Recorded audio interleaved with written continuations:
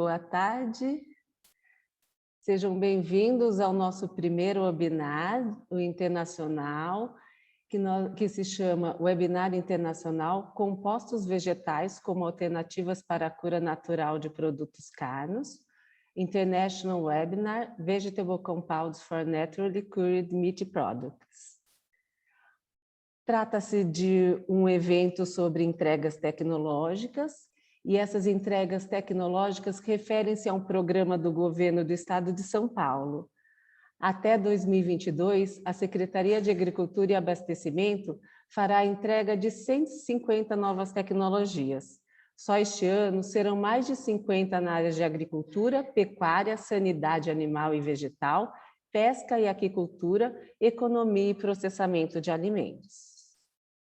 Iniciando a parte solene desse evento, são convidados para a nossa cerimônia de abertura online as seguintes autoridades.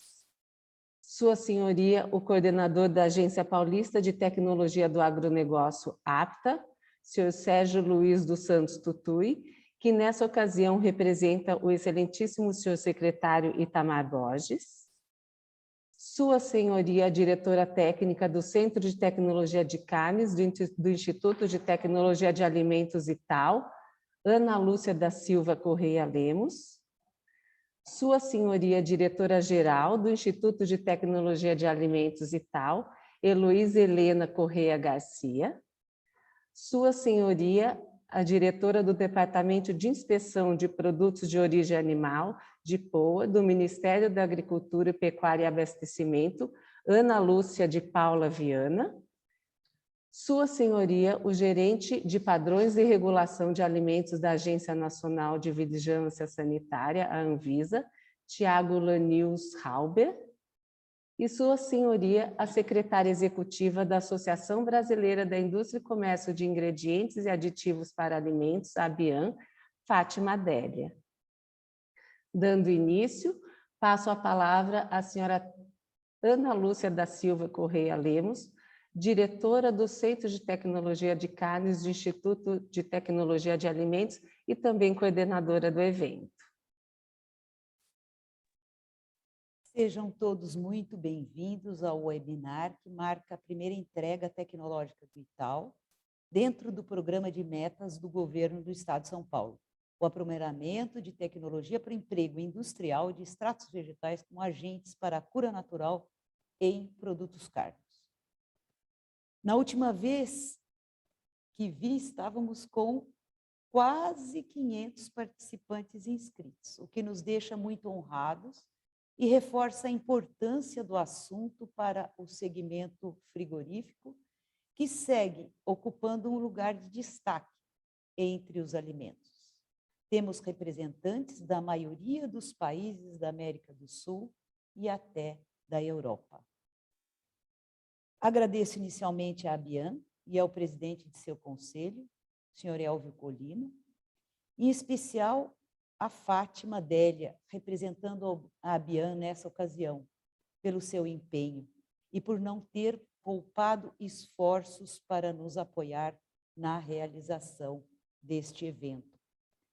Agradeço também a presença do senhor Tiago Lanius Rauber, representando a Gerência Geral de Alimentos da Anvisa, a doutora Ana Lúcia de Paula Viana, diretora do DIPOA, Departamento de Inspeção de Produtos de Origem Animal, da Secretaria de Defesa Agropecuária do Ministério da Agricultura, Pecuária e Abastecimento, o MAPA. Meus agradecimentos ainda à Eloísa Garcia, diretora do Ital, e ao senhor Sergio Luiz dos Santos Tutui, coordenador da APTA, que neste evento também representa o secretário da Agricultura do Governo do Estado de São Paulo, senhor Itamar Borges. Além da entrega tecnológica, este webinar marca um especial momento do CTC, que completa no próximo mês 45 anos de atividades, sempre alinhadas com a missão do Instituto, que é de atender às necessidades da sociedade, especialmente do setor produtivo, no nosso caso, do setor frigorífico, por meio de pesquisas, transferência de tecnologia e de conhecimentos em geral. É importante ressaltar que nosso trabalho somente é possível através de uma estrutura adequada, abrangendo planta piloto para processamento e laboratórios próprios para análise de carnes e produtos cárneos. Por isso, a importância da iniciativa da SAA em direcionar recursos às entregas tecnológicas, que neste caso permitirá a adequação do nosso laboratório de microbiologia para a realização de testes de desafio com patógenos, é de extrema relevância. O investimento foi escolhido, pois o uso de compostos de fontes vegetais torna possível a elaboração de produtos cárneos com apelo clean label, que cada vez mais são demandados pelos consumidores de todas as categorias de alimentos. No entanto, é preciso garantir a segurança dos produtos reformulados durante toda a sua vida útil. A segurança microbiológica da carne e dos produtos cárneos já vem se destacando entre as atividades do CTC ao longo da última década. E a adequação do laboratório ampliará as possibilidades de trabalhos na área. Com o investimento, poderemos inocular patógenos ao longo do processo produtivo realizado em laboratório. Importante lembrar também que o CTC já tem expertise consolidada na aplicação de extratos vegetais como substitutos da cura sintética, ainda que esses ingredientes estejam em fase de regulamentação no país. Os pesquisadores convidados para as apresentações de hoje, Dr. Rodrigo Tarté e doutora Catherine Glass, são referências no tema, uma vez que esses compostos já são utilizados nos Estados Unidos há muitos anos. Trata-se, então, de um momento único para ampliarmos nossos conhecimentos e assim nos permitir a análise dos pontos críticos para a garantia de segurança dos produtos cárneos nacionais, que têm características distintas dos produtos comercializados nos Estados Unidos. Ressalto que, através desta entrega tecnológica, a SAA capacita o Ital para dar suporte tecnológico na elaboração de produtos cárneos clean label diferenciados e com qualidade microbiológica assegurada.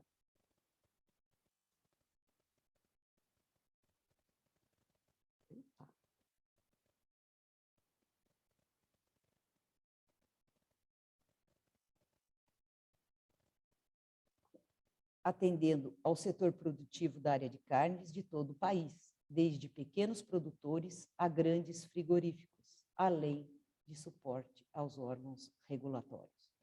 Finalizando, agradeço ao Dr. Rodrigo Tarté e à doutora Cathy Glass, que aceitaram prontamente nosso convite, com extrema boa vontade, e adequaram suas agendas para nos brindar com seus conhecimentos, como já fizeram em outras ocasiões nos últimos anos.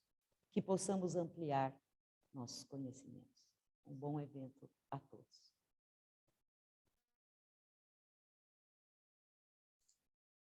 Com a palavra, a diretora-geral do Instituto de Tecnologia de Alimentos, Ital, Eloísa Correia Garcia.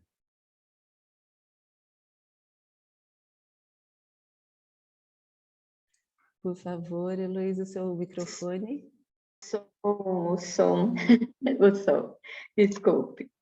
Em nome do Ital, dou as boas-vindas a todos e agradeço a presença do nosso coordenador da Agência Paulista de Tecnologia dos Agronegócios, a APTA, Dr. Sérgio Luiz dos Santos Tutui, aqui também representando o nosso secretário de Agricultura e Abastecimento, o deputado Itamar Borges. Também agradeço a presença da doutora Lúcia de Paula Viana, diretora do DIPOA, SDA, ao doutor Tiago Lanius Rauber, representando a Gerência Geral de Alimentos da Anvisa, e a Fatima D'Elia, representante da BIAN, que é parceira do Ital em muitas iniciativas de disseminação de tecnologias e de conhecimento. A inovação em tecnologia de alimentos e isso não é só no Ital, o Ital não é diferente, tem hoje grande foco e potencial no desenvolvimento de novos ingredientes de fontes naturais, com novas funcionalidades tecnológicas e nutricionais, o que é um trunfo imenso para o Brasil, dada a nossa imensa diversidade biológica.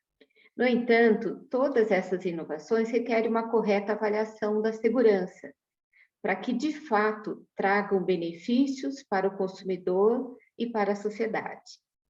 E a avaliação de segurança em si também requer métodos inovadores e assertivos para análise dos riscos envolvidos.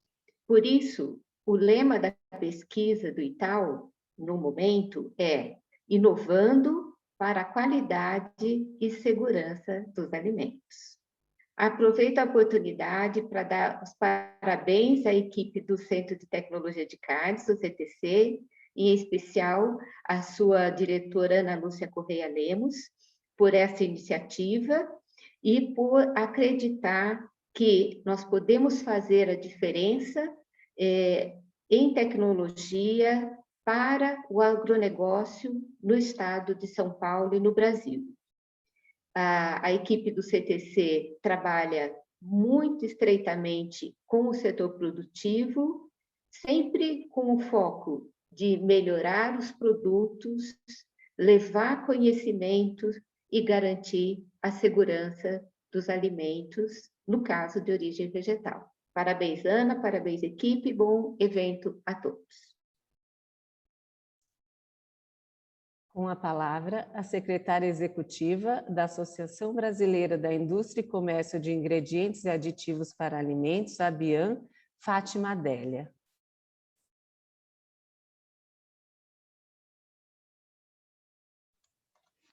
Boa tarde a todos. Em nome da BIAN, eu gostaria de agradecer ao Ital, ao CTC, em especial à doutora Ana Lúcia, por ter nos convidado para apoiar esse evento. Para nós é muito importante estarmos aqui nesse momento, um momento muito importante para o setor de produtos cárneos, para o setor de aditivos e ingredientes de alimentos. A BIAN, ela foi fundada há 32 anos, ela representa os importadores e fabricantes de aditivos e ingredientes para alimentos. Então, a BIAN é a Associação Brasileira da Indústria e Comércio de Aditivos e Ingredientes para Alimentos. Nós estamos trabalhando bastante nesse tema, que é a substituição de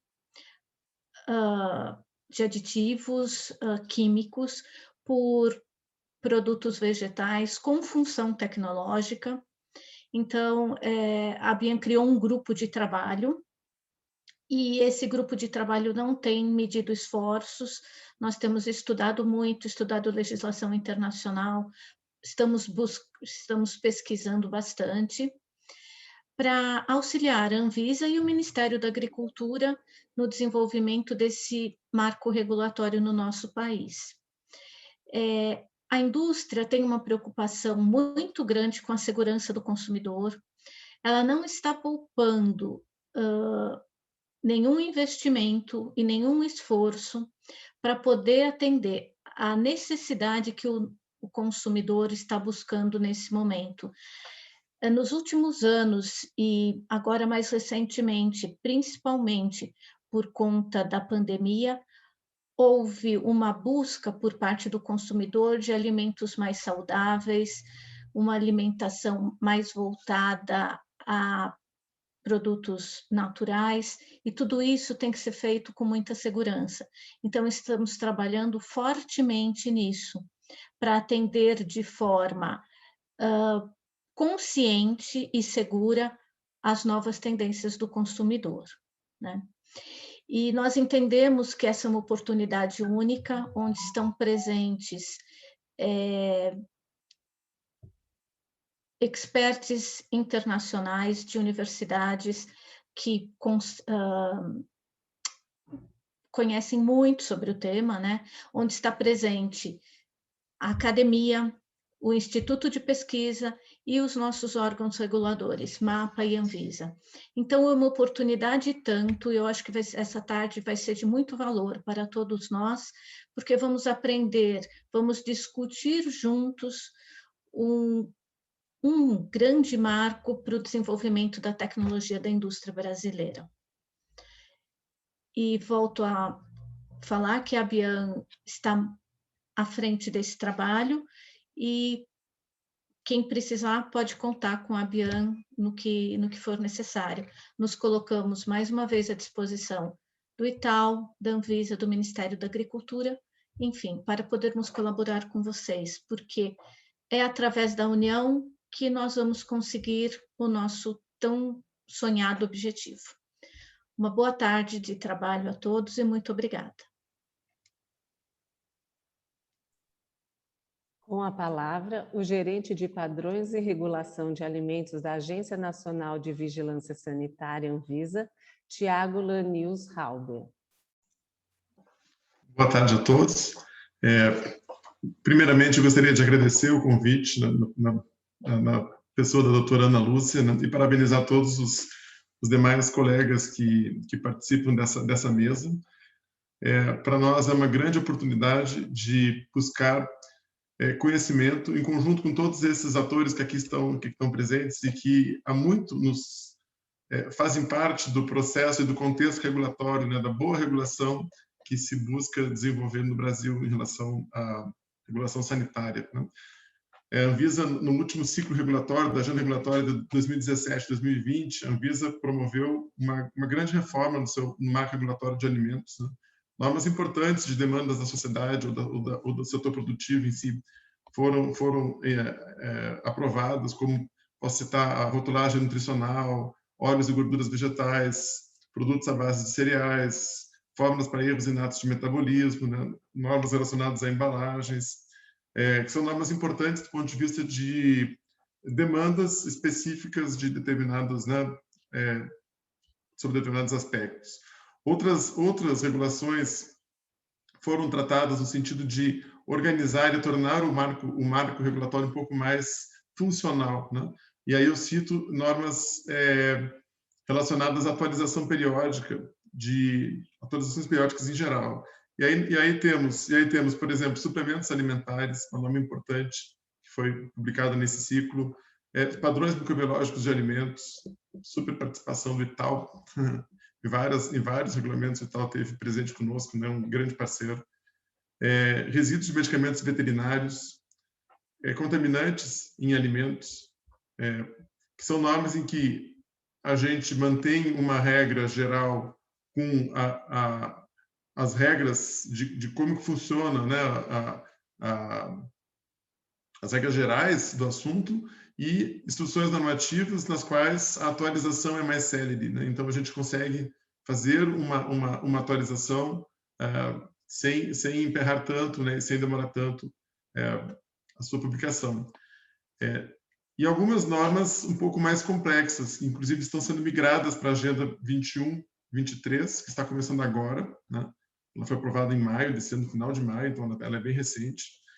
E aí tem, por exemplo, a norma de aditivos alimentares, que é uma discussão que está acontecendo no Mercosul, uma discussão ampla que está acontecendo no Mercosul. A norma sobre novos ingredientes, novos alimentos, que tem bastante relação com o assunto que a gente vai discutir aqui hoje. Questões relacionadas à rotulagem, existe um projeto regulatório sobre rotulagem que também pode absorver algumas questões relacionadas a alegações que, porventura, sejam feitas decorrente dessas tendências, né, de mercado. E normas também relacionadas a padrões de identidade e qualidade de determinados produtos, que também pode ter interface com toda essa temática, né? E nesse contexto todo de reforma do marco regulatório, de produção normativa bastante intensa da Gerência Geral de Alimentos, nós contamos com a grande participação social dos diferentes atores, né, envolvidos ou interessados no assunto, né? E uma das questões que nós temos acompanhado de perto, isso em conjunto com o MAPA e com outros atores, são essas tendências de mercado, né? E aí eu posso citar aqui plant-based, carnes cultivadas e próprio Clean Label, que é onde se insere a temática do workshop de hoje, né? A Anvisa vem acompanhando de perto esses movimentos, né, no sentido de identificar falhas regulatórias ou lacunas regulatórias que possam ser sanadas, no intuito de garantir uma regulação, principalmente nesses 4 projetos, né, uma regulação que seja compatível com a missão institucional da Anvisa de promover e proteger a saúde dos consumidores, né, mas também que seja equilibrada no intuito de favorecer a inovação tecnológica, né, e o avanço tecnológico do país. Então, não é nenhum objetivo da Anvisa regular as tendências de mercado, mas sim identificar, a partir dessas discussões, falhas ou oportunidades de melhoria do marco regulatório que fomente um bom ambiente regulatório de desenvolvimento seguro no nosso país. E é com esse espírito que hoje a gente participa desse evento no intuito de buscar conhecimento, porque o conhecimento é a raiz de tudo, né? O conhecimento, a participação, a transparência, mas o conhecimento é a raiz, né? Então, buscar o conhecimento aqui hoje para que a gente consiga ter a clareza, né, daquilo que realmente é problema e daquilo realmente que não é problema, aquilo que tem que ser regulado ou não tem que ser regulado a partir desse conhecimento. Então, bastante expectativa com a tarde de hoje aqui com todos. Muito obrigado pelo convite. Com a palavra, a diretora do Departamento de Inspeção de Produtos de Origem Animal, do Ministério da Agricultura, Pecuária e Abastecimento, Ana Lúcia de Paula Viana. Olá, boa tarde a todos. Gostaria de agradecer ao convite para a doutora Ana Lúcia Lemos para participar desse evento. Aproveito para saudar a doutora Eloísa, ao senhor Sérgio, ao Tiago, meu colega de Anvisa, a Fátima, que a gente tem bastante interface, sempre, né? Estamos sempre discutindo, conversando sobre os assuntos de interesse de ambos. Esse evento é muito importante, de muito interesse para a nossa área, né? A função nossa, né, no Departamento de Inspeção é garantir o fornecimento de alimentos seguros. Então, e sempre acompanhando, como o Tiago comentou, as tendências do mercado.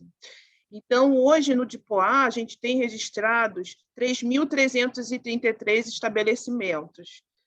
Desses 3.333, a gente tem 846 estabelecimentos fabricantes, né, produtores de carne e derivados. A gente, como todos sabem aqui de ciência, a gente faz avaliação desses registros desses produtos.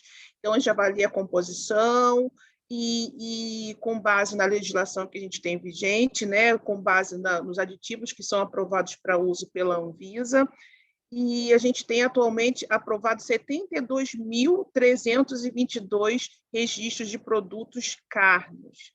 Então, essas inovações tecnológicas faz parte do acompanhamento do serviço oficial, né, do serviço de inspeção, porque a gente é o responsável pelo registro desses produtos. Atualmente, a gente tem 37 regulamentos técnicos de identidade e qualidade de produtos cárneos.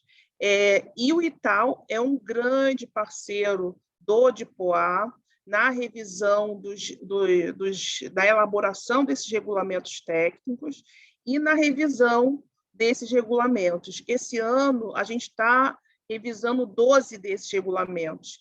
Então, essa discussão, essa apresentação desse resultado de hoje, né, desse webinar hoje, é muito importante para contribuir na revisão desses RTIQs que a gente está trabalhando hoje. Eu também gostaria de parabenizar o CTC pelos seus 45 anos de criação e de contribuição com a sociedade brasileira, com esses trabalhos que são sempre publicados e divulgados. A nossa equipe da inspeção sempre conta, né, com a colaboração muito presente da doutora Ana Lúcia, né, em todas as dúvidas técnicas de tecnologia, a gente sempre conta com ela sempre nos ajuda muito, e a gente quer sempre manter essa relação bem estreita, bem próxima, porque só tem a crescer, né, o serviço oficial com a parceria do Ital. Então, eu espero que esse evento seja muito proveitoso, que a gente possa tirar muitas informações para melhorar, favorecer a revisão dos nossos regulamentos técnicos e melhoria para a nossa sociedade, né? Sempre buscando o fornecimento de alimento seguro. Então, boa tarde, que a gente aproveite bastante hoje.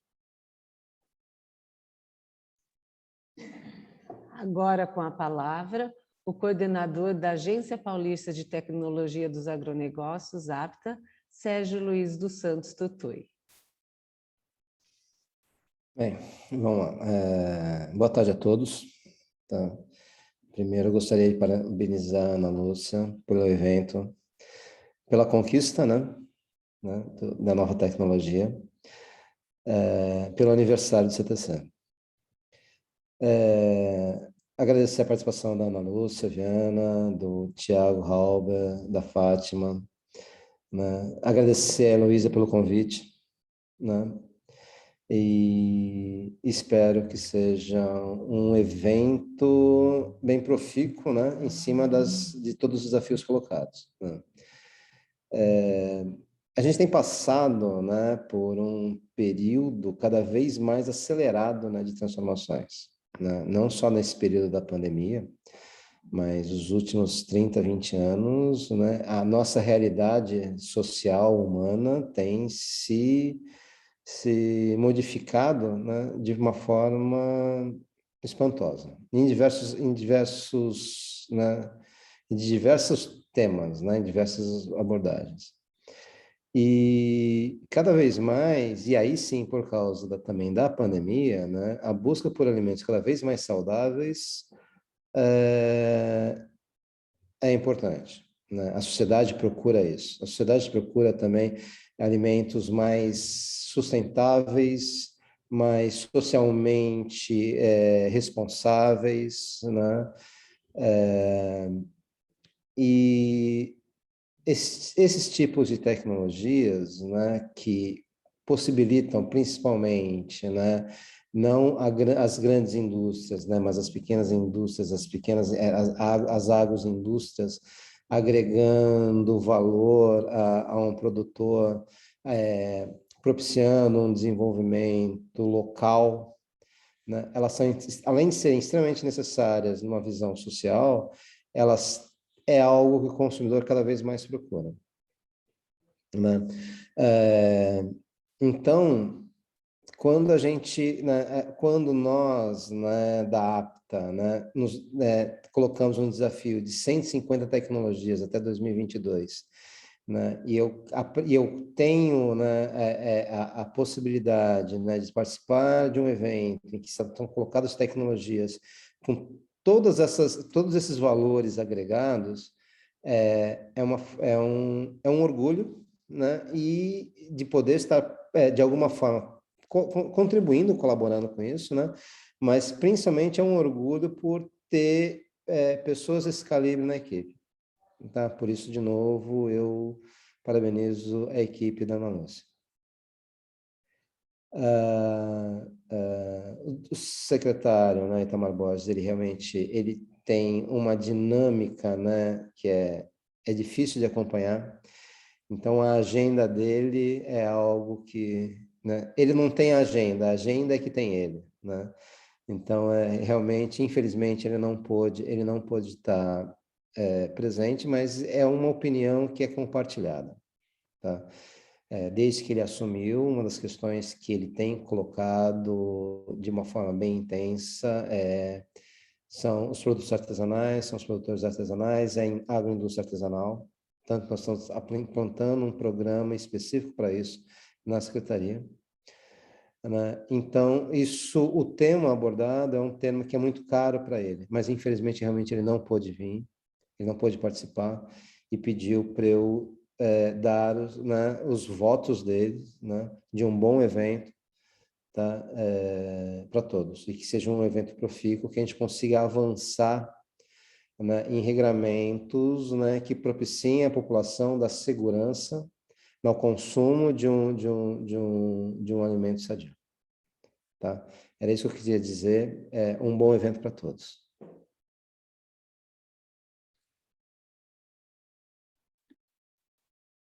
Muito obrigada mais uma vez a todos pela presença aqui nesse momento dessa abertura desse evento que é tão importante para nós. Muito obrigada. Será dado início neste momento à parte técnica do evento com a primeira palestra.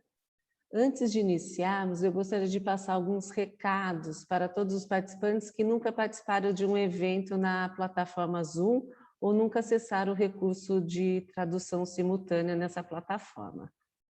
Eu vou compartilhar com vocês.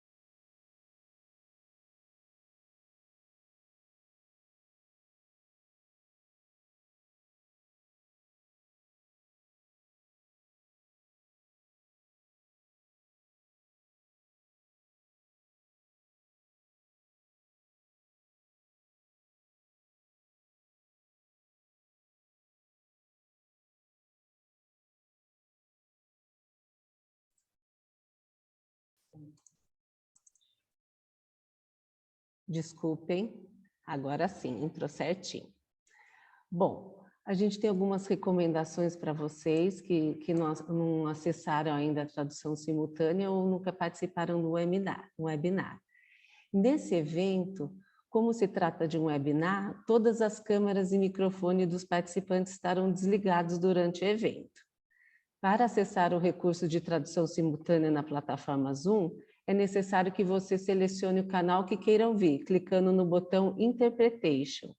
Então, se você deseja ouvir a tradução da palestra, que será feita em inglês, você pode acionar o canal português, né? Ou você pode deixar no off e escutar o som da palestra. A gente sempre recomenda que se coloque o multi-áudio, porque você deixa de ouvir a voz do palestrante no final e ouvir tradução simultânea na língua oficial do qual você deseja ouvir, no caso o português, se for a tradução. Mas se vocês não acionarem esse multi-áudio, vocês vão continuar ouvindo a fala em inglês com a tradução em português acima. As perguntas podem ser enviadas pelo QA. Essas perguntas serão respondidas no final da palestra. O chat vocês podem usar para se comunicar com a equipe da organização. Então, se alguém tiver alguma dificuldade para acessar a tradução, a gente está aqui para ajudá-los. A qualidade das projeções dependerá da sua internet. Se possível, utilize o cabo ou fique próximo de um roteador. Se a conexão cair, é só entrar novamente pelo link. E utilize fones de ouvido para melhorar o som. A nossa programação agora termina, que é a cerimônia de abertura. A nossa primeira palestra é a palestra do Dr. Rodrigo Tarté. Ele vai falar sobre Natural Ingredients in Meat Curing, History, Application in Meat Products and Regulatory Approval Requirements in USA. E a segunda é a da Kathleen Glass, Microbiological Safety of Naturally Cured Meat Products. Então, eu passo a palavra agora para o Dr. Rodrigo Tarté, que dará início à apresentação.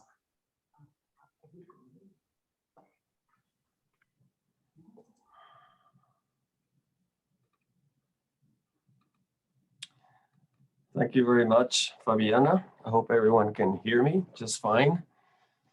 It is a real pleasure to be here with you. Boa tarde a todos. I'm reminded the last time I was in Brazil was in 2015.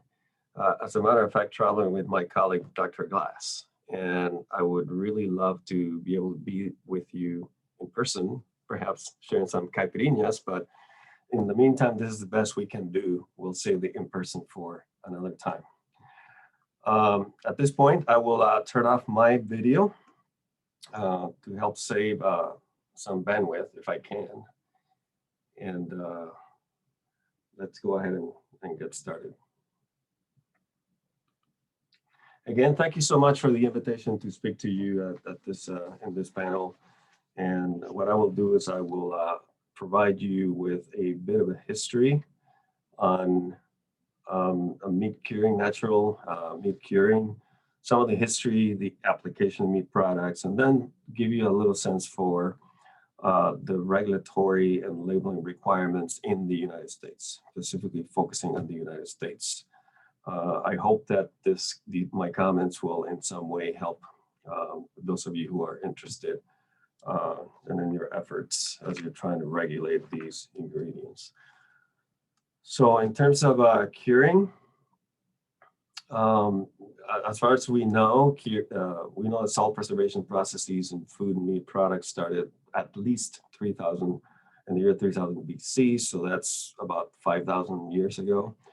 And early on, it was noticed that certain types of salts caused meat to turn pink. And it was later discovered that this was due to contamination with saltpeter, which is potassium nitrate. Now, fast forward many centuries, and it wasn't really until more the industrial scientific revolution in the 1800s that we began to understand the chemistry of the curing reaction and what was really happening. And it was discovered at that time that the conversion of nitrate to nitrite is what was responsible for this color change in the products. Subsequent research established the required nitrite concentrations in order for this to happen. And it wasn't until about 1926 that the concentrations and usage and the concentrations of nitrite were first published in the United States. Since then, the traditional method of curing, or what we call curing meat products, has involved the direct addition of synthetic nitrite or nitrate. So now let's switch gears a little bit and talk about alternative or natural curing. For me personally, alternative curing is the preferred term for me, just because over the last few years, there have been some controversy as to the meaning of the word natural in the context of food products. And what does it mean to label a product that it's natural when I would say a majority of the products that we consume have been processed in some way. So I'll just call it alternative, but you can call it natural curing as well. So this process was developed in the late 1990s. So it's fairly young technology. We're talking about maybe 20 years ago. It involved at that time using a natural source of nitrate with a nitrate reducing bacterial startup culture. So basically take nitrate NO3 and chemically reduce that to NO2, which is nitrite. And that's done through an enzyme called nitrate reductase, which is produced by this bacterial culture.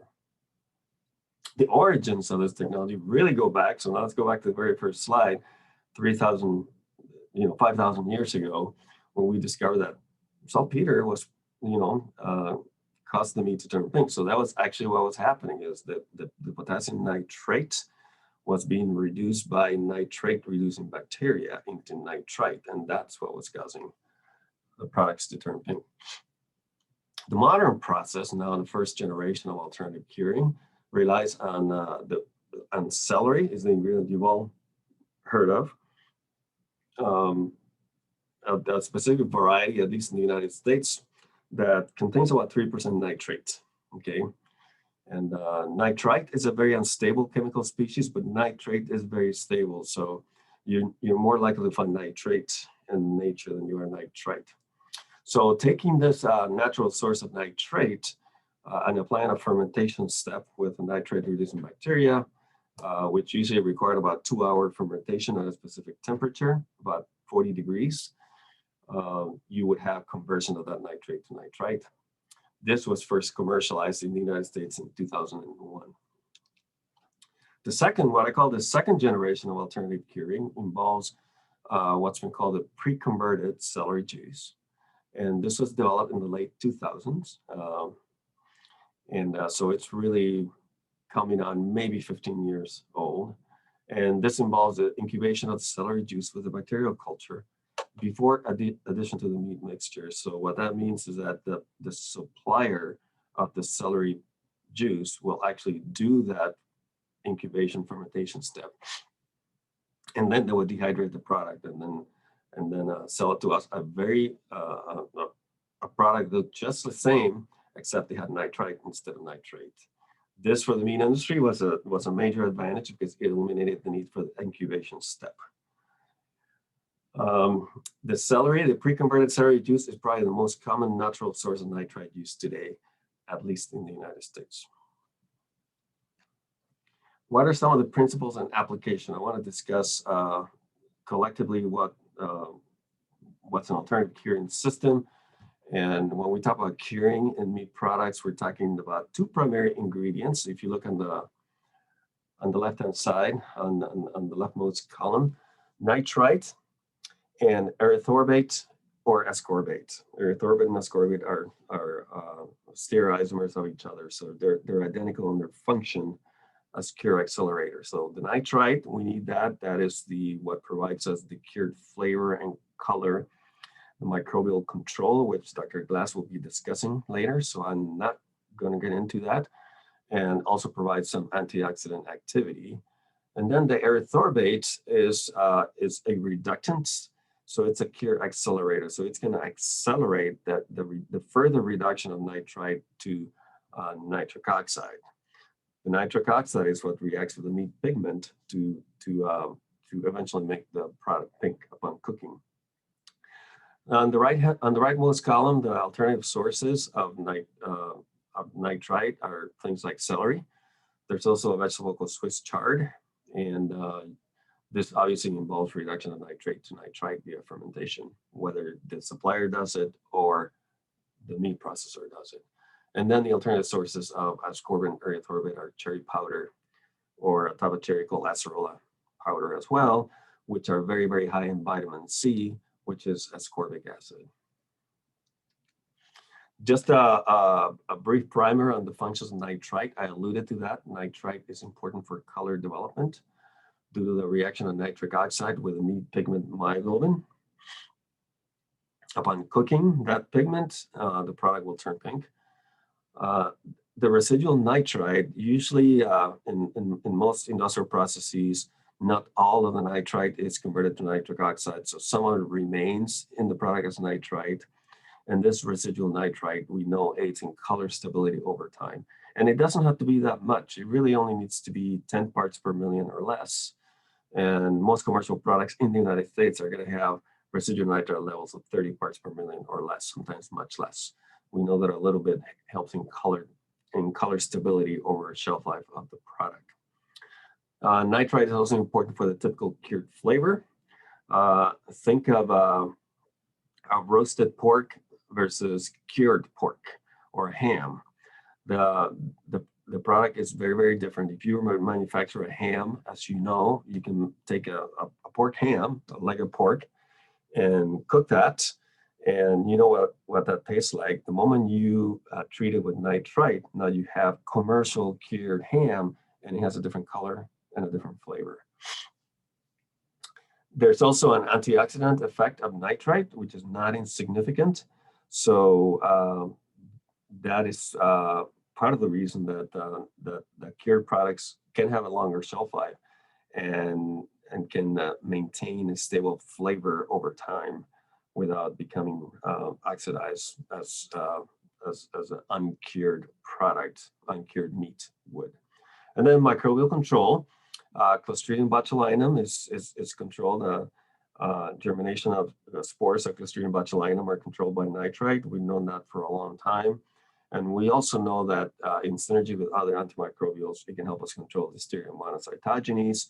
Point that out because Listeria Monocytogenes is the most important pathogen in ready-to-eat refrigerated meat products. So now that we've covered the bases, what about replacement? So how do we replace nitrite in meat products? Well, the quick answer is you can't. Nitrite is irreplaceable. We don't know of another chemical species that can do everything that nitrite can. So, and people have looked for it, and there may be people doing research right now, but it is not, we don't know of anything that can replace nitrite. So the alternative sources or natural sources simply provide nitrate or nitrite from a natural source. So they don't have to be declared individually on the product label because they are a component of a multi-component food ingredients. When you think of all the different chemicals that are in every food and every food ingredient, just so happens that nitrate and nitrite are just two of those. So that is the basic principle. As you know, the leading commercial source is celery powder or celery juice. It's also, I say celery juice because it's available as a liquid and a powder. Powder is more common for obvious reasons. It's easier for manufacturers to handle a powder than it is to handle a liquid. Others like Swiss chard, lettuce, beets, and a number of other vegetable sources can also be good sources of nitrate. So there are various options in the market, but the leading option continues to be celery powder. The celery juice, typical nitrate and nitrite content is going to be about 1.5 to 2.3%. In the powder, that's about 15,000 to 2,300 parts per million. If it's pre-converted, no fermentation is required. The usage level in a meat product is usually going to range between 0.3 to 0.6%, depending on the meat product and on the specific type of celery juice product that you're using. The reason for this is because the flavor of the ingredient.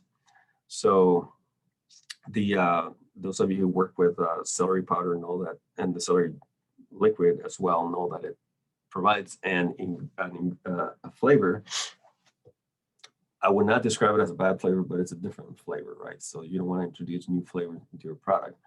So because of this flavor limitation, the ingoing levels, traditionally the ingoing levels of nitrate and nitrite have been lower than with traditional curing.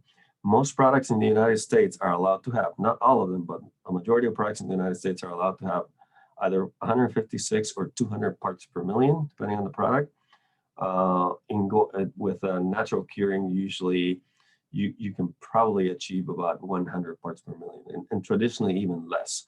Now, suppliers have gotten much better at providing more concentrated amounts of nitrite, so they're getting pretty close to allowing us to get to those higher levels of curing. And that's important because a lot of our food safety, it's not so much important for flavor and color of the product, but it is important for safety. So it is important from a food safety perspective to understand how much nitrate is going into the system. And we know that going in at 150 parts per million is not necessarily the same as going in at 50 parts per million. And Dr. Glass will elaborate on that, I'm sure. So, but again, suppliers are addressing this challenge. The flavor of the celery juice I mentioned, it contributes in two ways. Of course, the presence of nitrite will contribute to the development of the cured flavor because it contains nitrite. But the undesirable flavors can make the product somewhat self-limiting up to a point. The color of the low residual nitrite may lead to color instability. We have found because the ingoing level is lower and there may be other things going on, but residual nitrite levels tend to be a little lower. And we have found in some instances that that's color stability of the product. This has nothing to do with food safety per se, but the color stability of the product may not be as good with some of the alternative curing systems.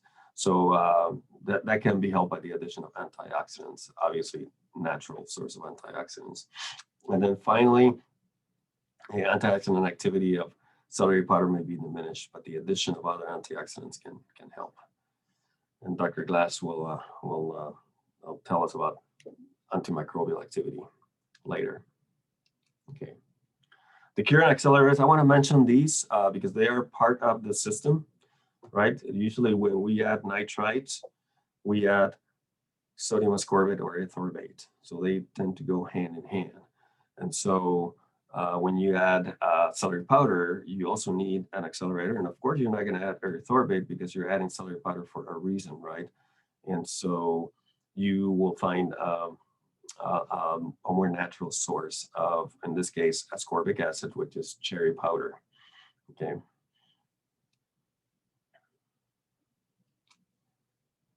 Cherry powder is high in vitamin C, ascorbic acid, and it has been shown to be a very effective replacer of synthetic cure accelerators.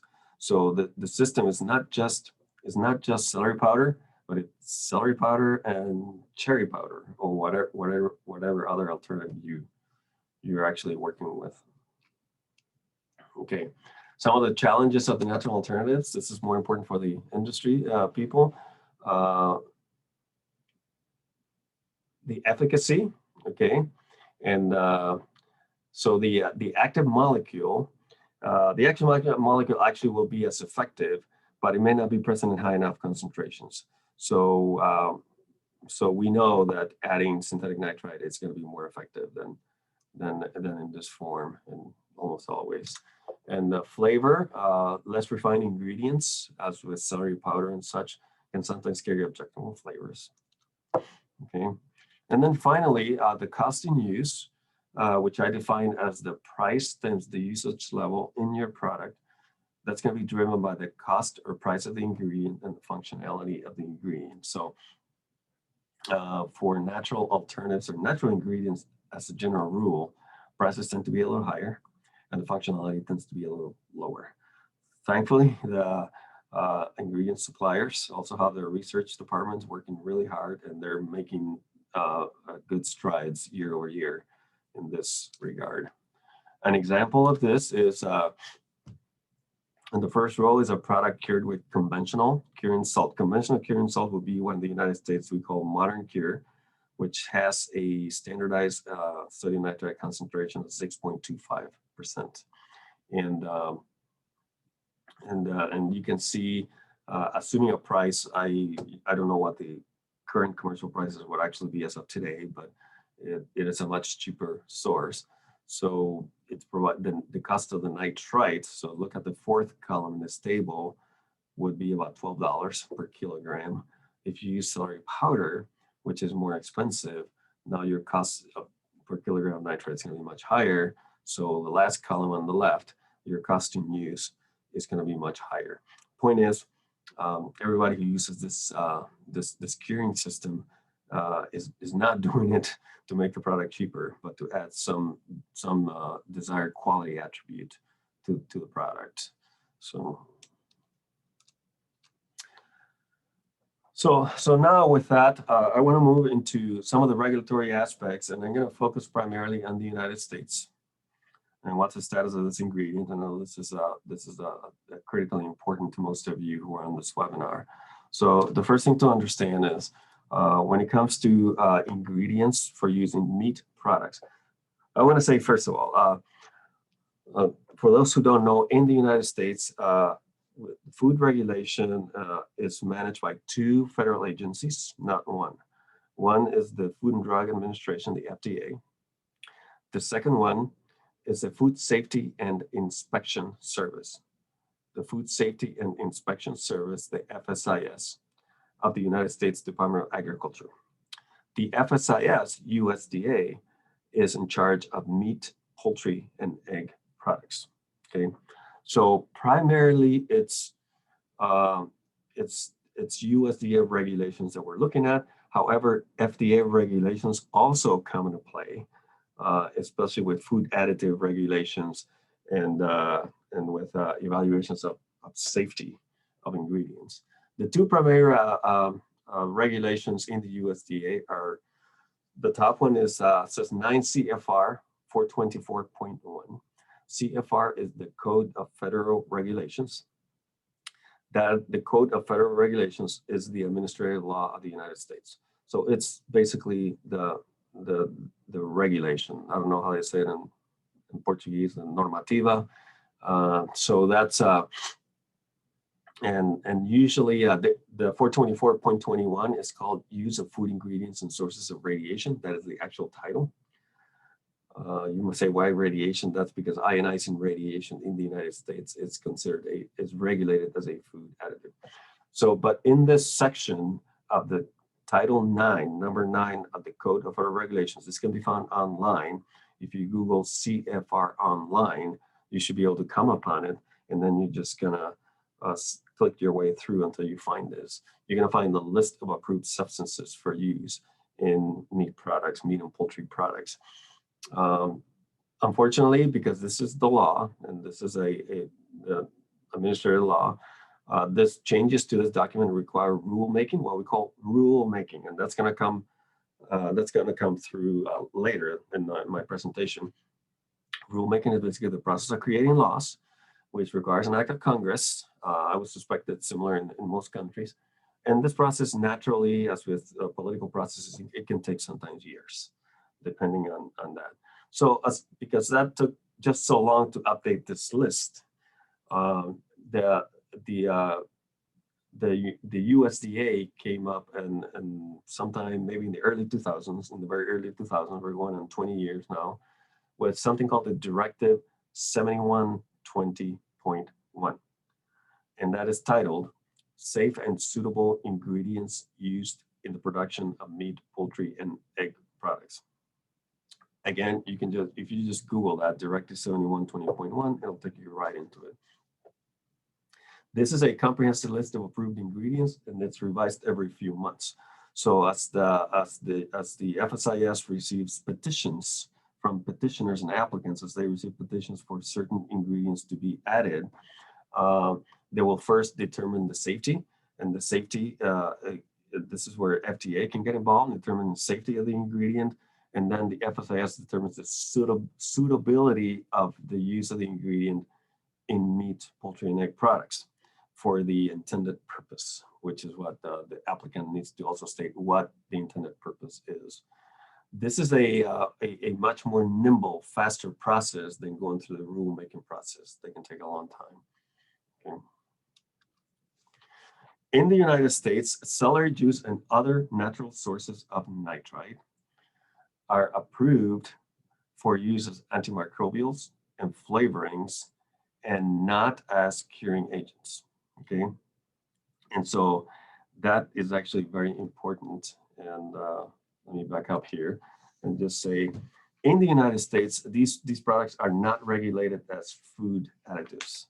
And the term food additive has a legal connotation, both in the United States and say in Europe and other countries, and Brazil probably as well. So food additives, just like it is in the EU, if something is deemed to be a food additive, then it has to go through extensive safety determination, and there has to be a whole process that has to be followed. So the process in the EU is similar as the process in the United States. So in the EU, celery juice and these products are being considered food additives. And because they're food additives, an applicant has to submit a petition. They have to provide a certain amount of information, including toxicological safety data.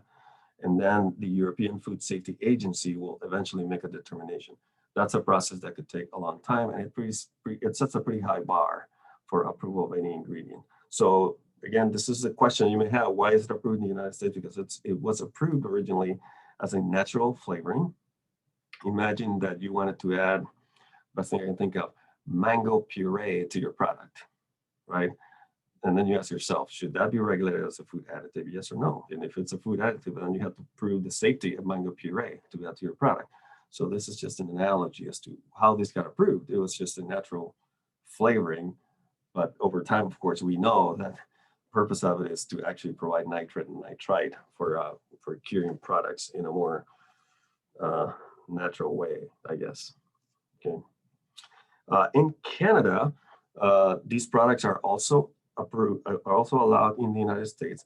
The Canadian regulations require the suppliers to actually disclose the amount of nitrite that is in the product. That is not a requirement in the United States, but suppliers provide it because the industry requires it.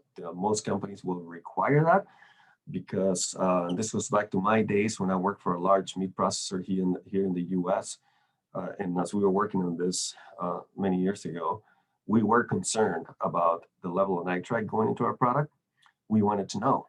So we had to reach out to our suppliers and say, this works fine, it's got nitrite, it cures the product and all that, but it's also part of my food safety system. So I need to know how much nitrite is actually in it. And it should be consistent in that variable. So in Canada, Canadian regulations do stipulate that providers must provide that, not in the United States, but as I explained, as a matter of fact, they actually, the suppliers will actually do that. Now, that is the actual status of the ingredient. Let's talk about the label. The label is another thing that we have to, that comes into play.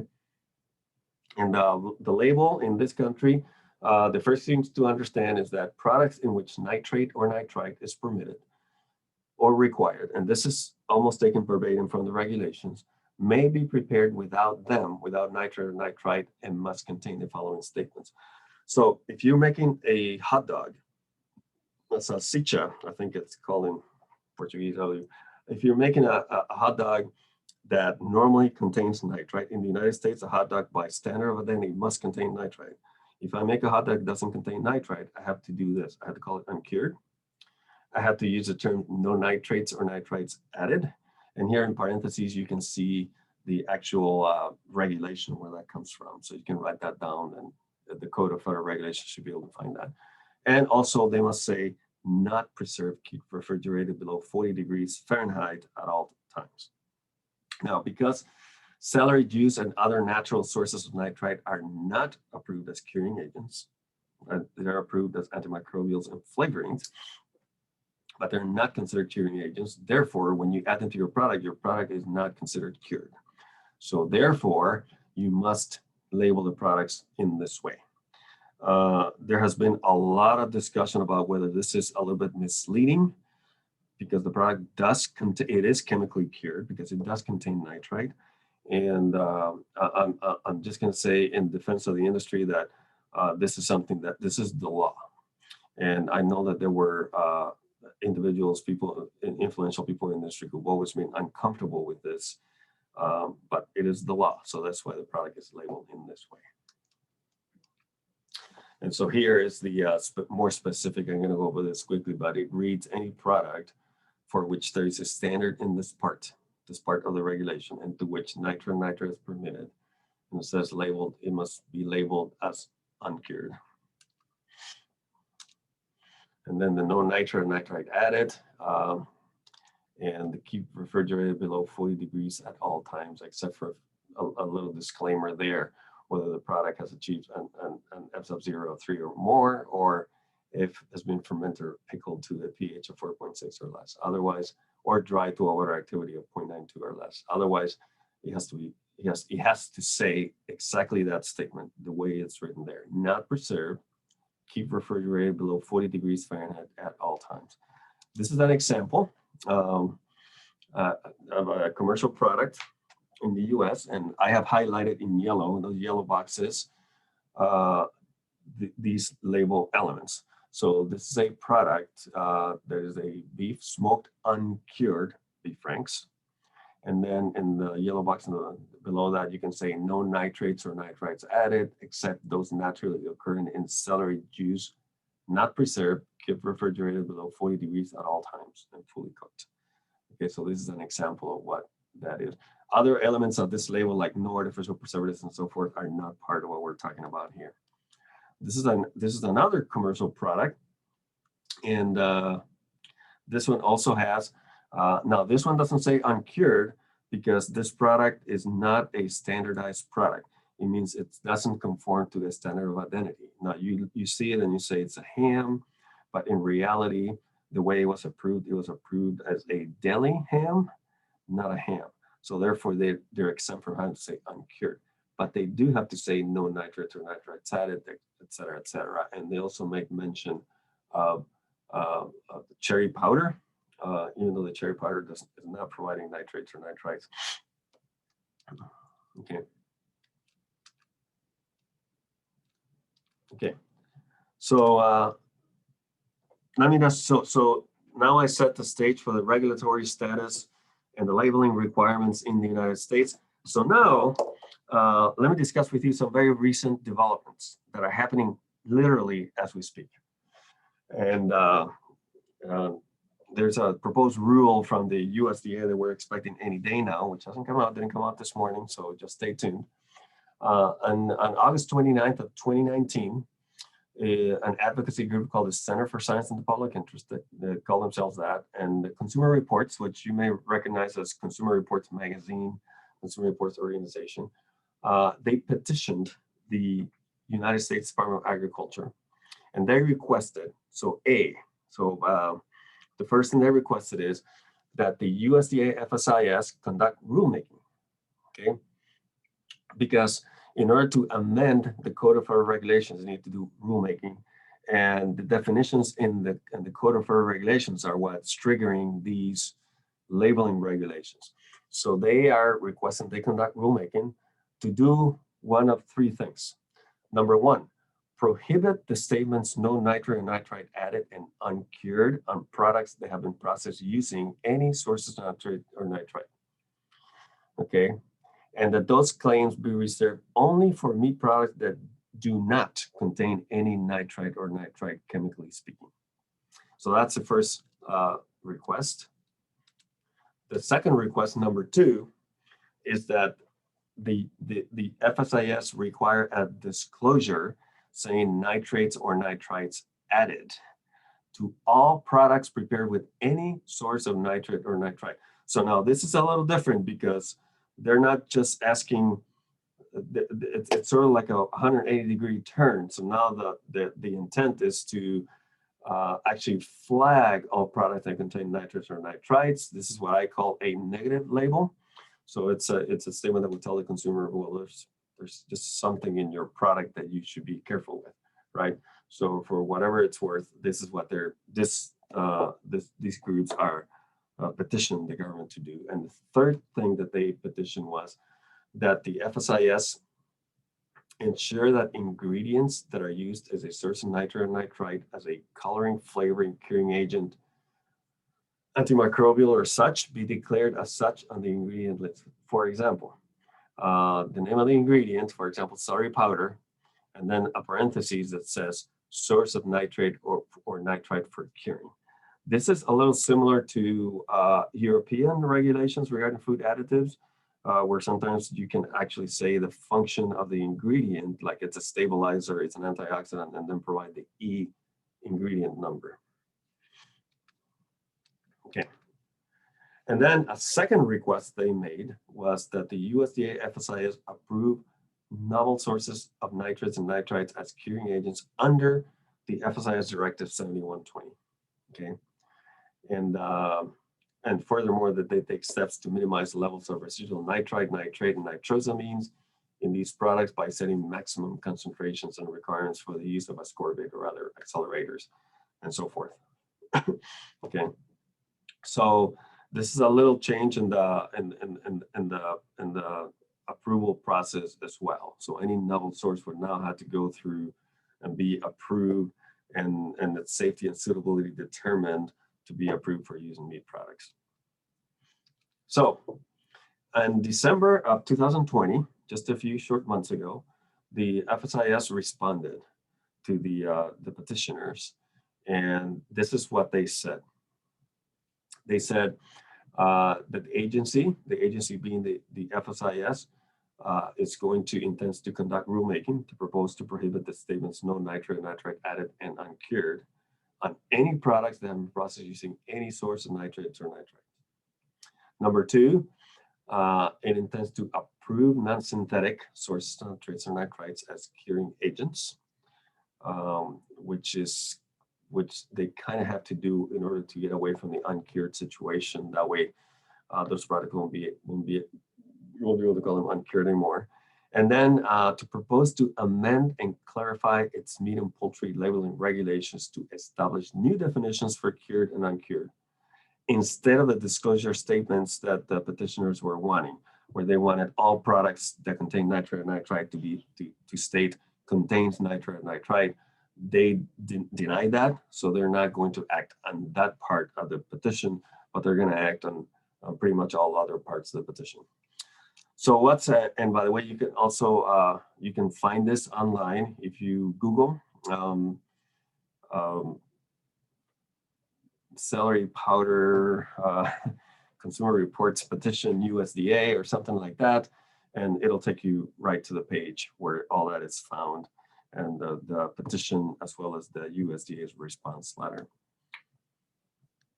The USDA, what's going to happen is there's going to be a notification of proposed rule, also known as a notice of proposed rulemaking. That's currently pending in the response from December. The FSIS said that that will be coming in May of this year. Well, May has come and gone and we haven't seen it yet. So we believe that it could be coming out any day. So, and this proposed rule will be published in the Federal Register. As the name implies, it's not a final rule, it's just a proposal rule. So they're saying the U.S. Department of Agriculture through the Food Safety Inspection Service is proposing this.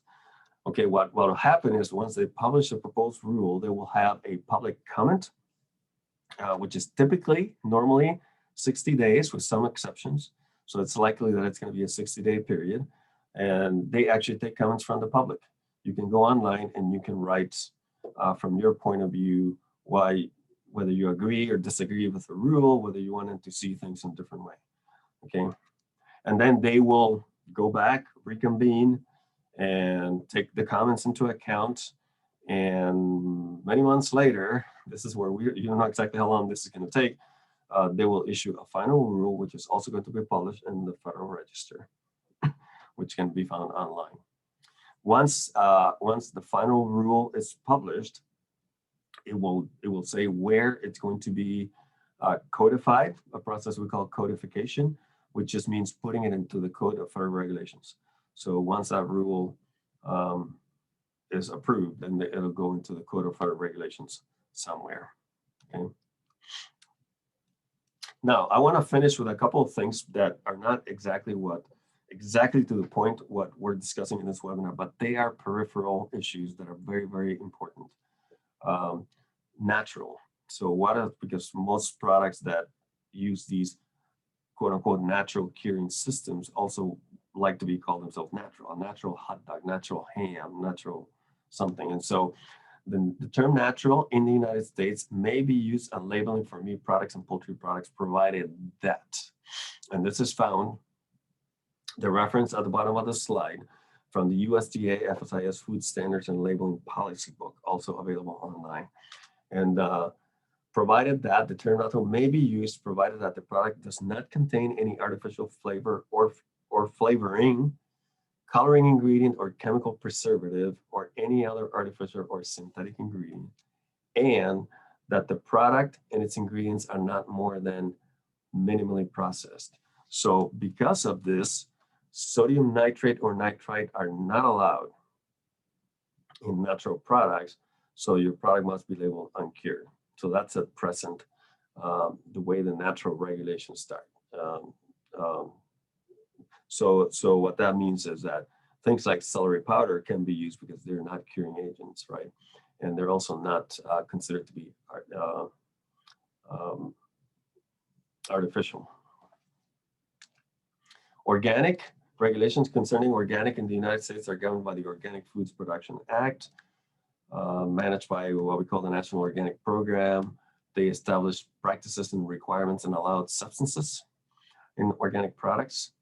And there's something called the National List of Allowed and Prohibited Substances, which lists the synthetic and non-organic substances that may be used.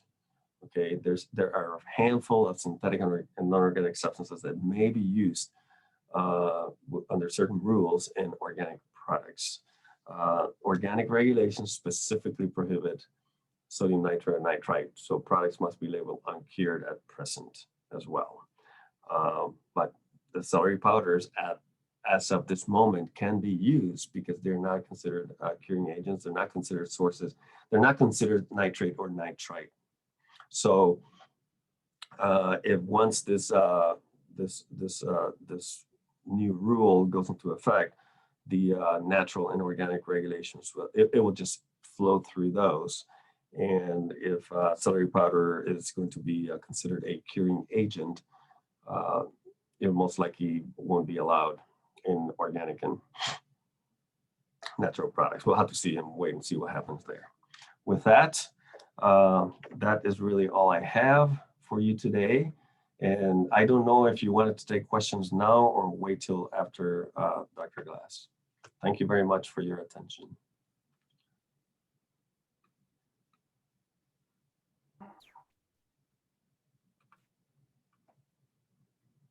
Nós já temos uma pergunta. E acredito que seja interessante já realizarmos, já fazermos a questão para o Dr. Rodrigo. Mm-hmm.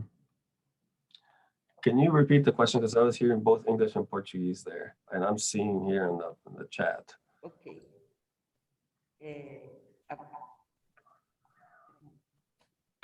Boa So tarde, the question is, meu nome é Kátia e tenho algumas dúvidas. Como esse processo de produção compostos vegetais para a cura natural de produtos carnes está difundido nos Estados Unidos? 2. Existem empresas produtoras de produtos carnes que estão utilizando essa nova tecnologia para a cura de produtos carnes? E a terceira, existem fornecedores aptos aprovados para a produção de compostos vegetais, salsão, aipo, em pó e suco? Okay, so how it's communicated? Well, if you're talking about communication to the consumer, it's communicated primarily through a label. Okay, as you know, the average consumer may not have the background that they need to fully understand this. Some consumer groups have made it a point to try to tell consumers what they're actually consuming. What's interesting is that some consumers actually know that these vegetable compounds do contain nitrite. Others really don't, and I don't know if they thought about it or if they care. So, but this is mainly done through labeling. Other companies, meat companies that are using this technology, yes, many. There are even some of the larger meat manufacturers in the United States who have a line. I just showed you the 2 packages of product that I showed you were from 2 of the largest meat processors in this country. So they, one of them, it actually has converted most of their product line to this natural curing system. So that was a big, bold step on their part to just convert everything. And then are there suppliers, approved suppliers? There are several suppliers, so actually maybe 2 or 3. It's really a couple of suppliers that come to mind.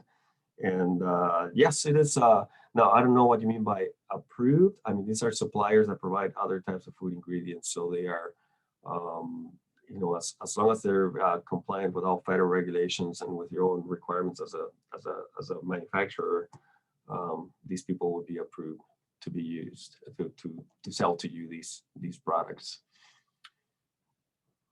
There's another question I see there from Sandra. Sim. Boa tarde, é Sandra do Polo Regional Vale do Paraíba. O grupo já pesquisou o uso de hidrolatos, hidrossol na conservação de alimentos carnes? Estes são produzidos durante a extração de óleos essenciais por arraste a vapor?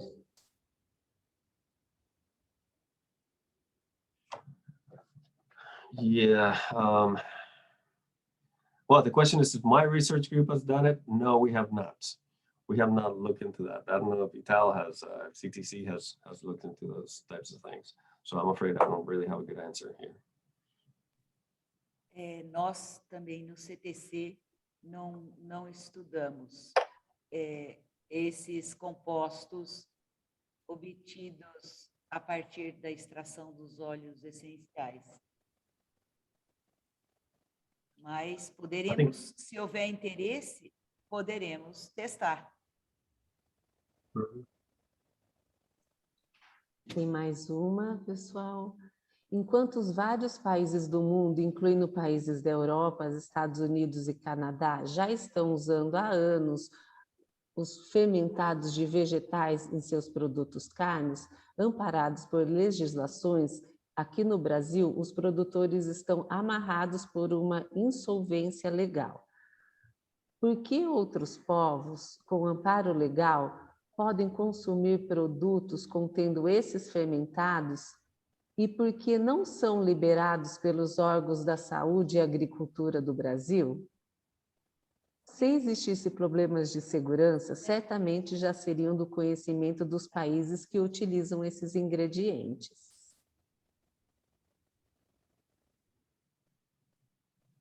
I don't think that question's for me. So.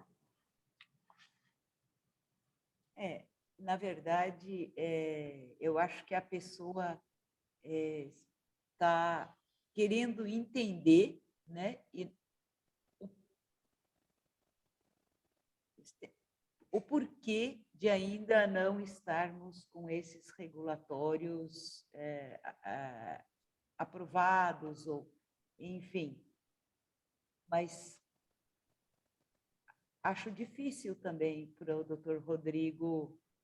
A gente teria que ficar aqui imaginando motivos, né? E o que eu percebo é que nos Estados Unidos, essa própria questão de declarar um produto obtido a partir de nitrito de fontes vegetais já criou algum tipo de dificuldade na época de estabelecimento dos regulatórios e, de certa maneira, segue trazendo alguma dificuldade, tanto é que o Dr. Rodrigo evidenciou que está sendo revisto,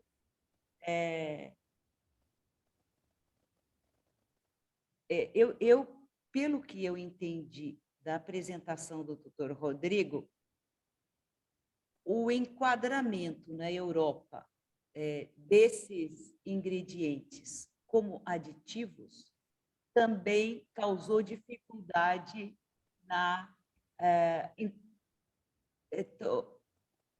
para estabelecer critérios de pureza e uma série de requisitos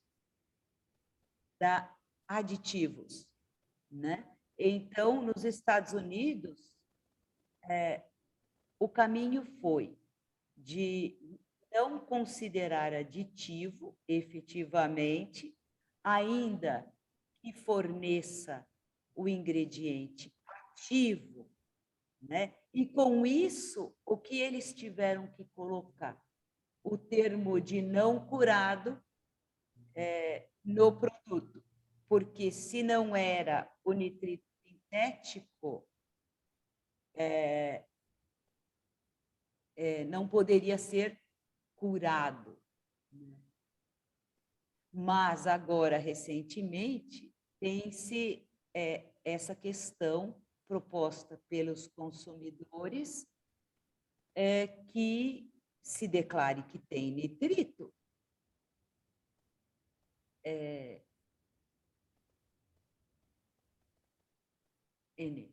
eu acho que realmente eu acho que a gente, no Brasil, de posse dessas diferentes facetas regulatórias, nós vamos conseguir achar um caminho, né?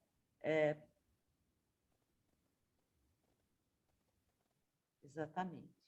Ana Lucia, I would add also, thanks for your comments, I would also add, when we're talking about natural ingredients as a whole, not just these nitrite containing ingredients, But this is happening in the food industry across, this aversion to chemicals or ingredients that have to be declared by a chemical name.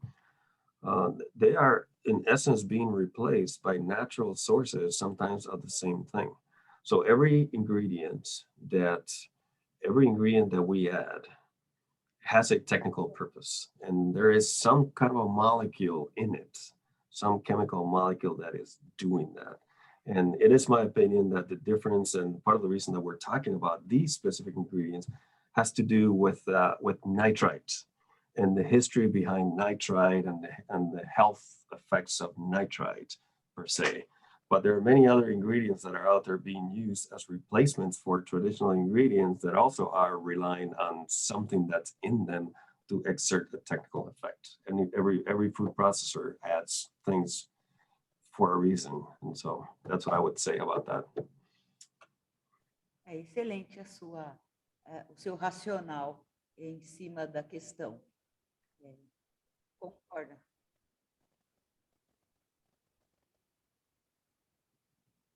Ainda temos mais algumas perguntas, né? Rodrigo, existe alguma pesquisa com relação ao emprego de pimentas em pó na cura de produtos cárneos?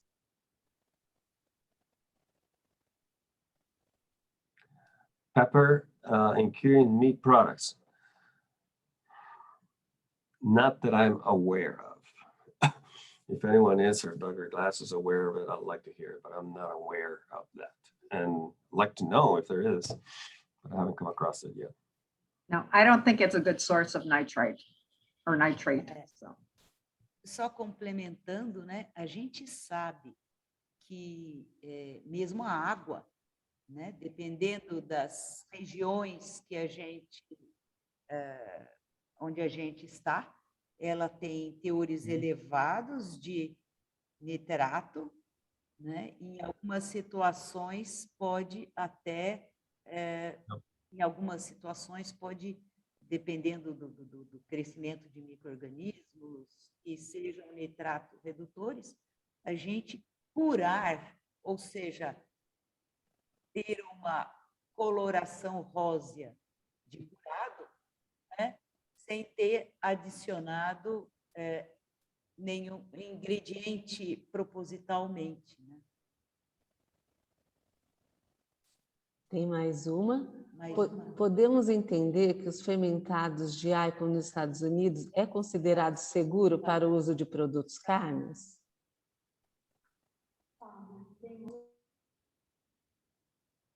Yeah, so the question in the United States, right? So based on regulations, and the answer would be yes. These products contain nitrite, just like synthetic nitrite that you would add to your product. So the question is, the overarching question is nitrite safe? I happen to believe nitrite is safe, but basically you're adding the same thing. In fact, I would look at it from the other standpoint, from the other side of the coin, and I alluded to that in my presentation, which is when we were first working on this system back in the earlier days in 2004, 2005, and the levels of nitrite were low and they were not standard. So a supplier would send you a batch with 10,000 parts per million. The next batch of the same thing would come in at 25,000 parts per million. And then you're thinking, I'm going to put this in my product. So our concern was actually that we didn't know exactly how much nitrite, because nitrite is part of our food safety system. So and that's one of the most important things that nitrite does. So for us, sometimes it just didn't have enough nitrite, and that was a problem for us.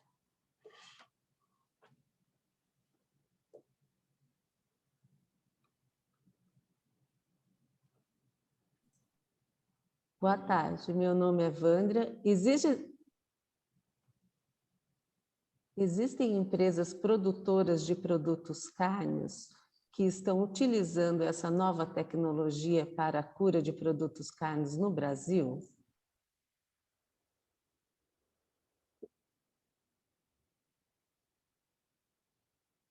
Eu vou responder. Não, enquanto não for regulamentado, nenhuma empresa produzirá qualquer produto por meio desses ingredientes aí que contém nitrito. Não deve haver nenhuma. Se houver, é porque está infringindo as normativas. Tem mais pergunta aqui que eu estou...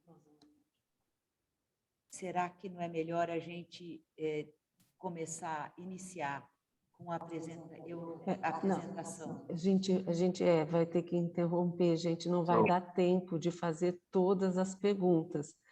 Eu gostaria de consultar o Dr. Rodrigo se nós podemos enviar essas perguntas para que sejam respondidas e a gente retorna para todos os participantes.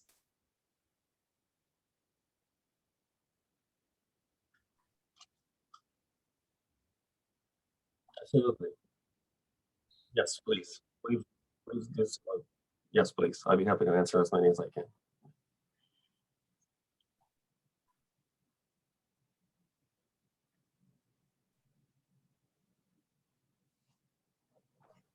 Muito obrigada, doutor Rodrigo. Dando sequência, convido agora a doutora Kathleen Glass, do Food Research Institute, para ministrar a palestra sobre segurança microbiológica de produtos carnes curados naturalmente. Boa palestra.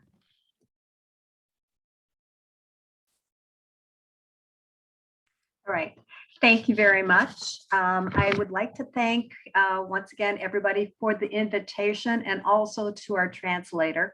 I'd like to say that I agree with Rodrigo that alternate curing is probably a better name than the scientifically preferred, although consumers prefer the words natural.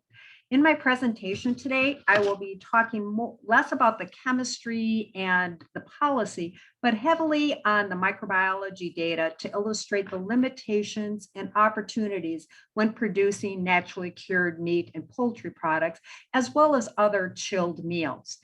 What I will do is try to focus on the inhibitory properties of the active compounds found in clean label antimicrobials. Also, to make sure that we have proper bandwidth, I will also reduce or get rid of my video and focus on my presentation. So I will be talking about the microbiological safety of naturally cured meat and poultry products. To give you just a little bit of the background, I'm from the University of Wisconsin-Madison at the Food Research Institute.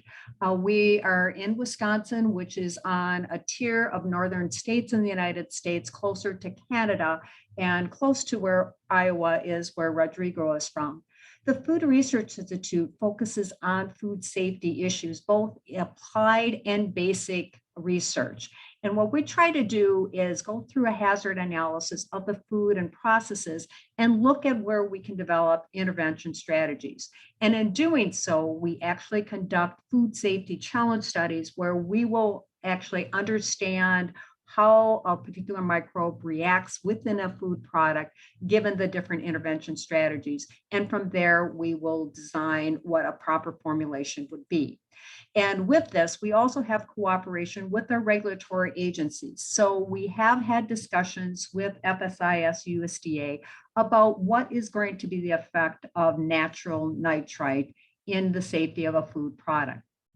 What I will be discussing today are going to be an overview of processed meat safety, but focus primarily on nitrite that comes from the cultured celery powders or from other types of sources of nitrite that might be found in vegetables, but also pay attention to some other antimicrobials that might be necessary in order to fulfill a safe food product. What we have to understand is that when we're trying to make processed foods, what the ideal is that we will have a validated cooking step to get rid of microbes such as Salmonella and E. coli, or maybe some other alternative lethalities such as high pressure pasteurization. After the product is cooked, we'll have rapid chilling to make sure that if there are any survivors of microbes, that they are going to be inhibited by that. Making sure that we have good cleaning and sanitation in the environment so there's no post-process contamination, and also control our temperatures not only during the production, but also during distribution and storage at the consumer level. In reality, it's going to be much more difficult. And this is where we need to understand that maybe antimicrobials such as nitrite will be important. In production, they may have you making large quantities of meat, such as large pieces of roast beef or ham or turkey breast, where thermodynamically it's very difficult to chill quickly to a temperature where microbes aren't going to be able to grow. We have to understand that there will be heat-resistant microbes, such as spore formers, such as Clostridium botulinum, Bacillus cereus, or Clostridium Perfringens. There will be extended runs between cleaning, and during that time, we might be identifying areas within the equipment that might serve as niches or growth care portions within the equipment that might support pathogens in those particular areas. In reality, at retail and at the consumer levels, we're going to have temperatures that are going to be higher than an optimal of 3 or 4 degrees Celsius. And also we have to be concerned with recontamination at retail and at the consumer levels. So when we're looking at this, we think that our food products are going to be intrinsically safe. But pathogens potentially can be found in food products, although they will be found at very low levels. In the example of Clostridium botulinum, that is actually going to be fairly rare, where spore levels might be less than 1 colony forming unit per kilogram. On other cases, if you're talking about Bacillus cereus or Clostridium Perfringens in a spice product, we can get as high as 2 log CFU per gram. So we understand that we might have survivors of pathogens that are going to be in these food products. If they do grow, they're unlikely to be able to cause spoilage, which would prevent a consumer from eating it.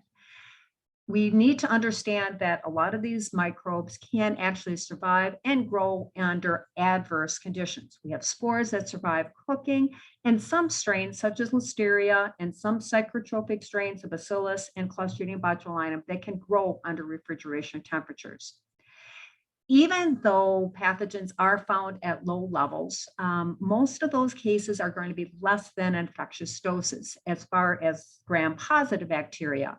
So for the cases of Listeria Monocytogenes, the infectious dose is likely going to be over 1,000 colony forming units per gram in order to cause illness. In the cases of Clostridium Perfringens, we have to have about 6 log colony forming units per gram to be able to have levels that can cause illness. Also, toxin formation requires growth of the microbes. If you have no growth, you don't have any toxin production, and if you don't have toxin production, you won't have illnesses. But if we do have a food product that can support growth, depending upon what the temperature is or what the formulation is, it can occur in as little as hours or even days or potentially weeks.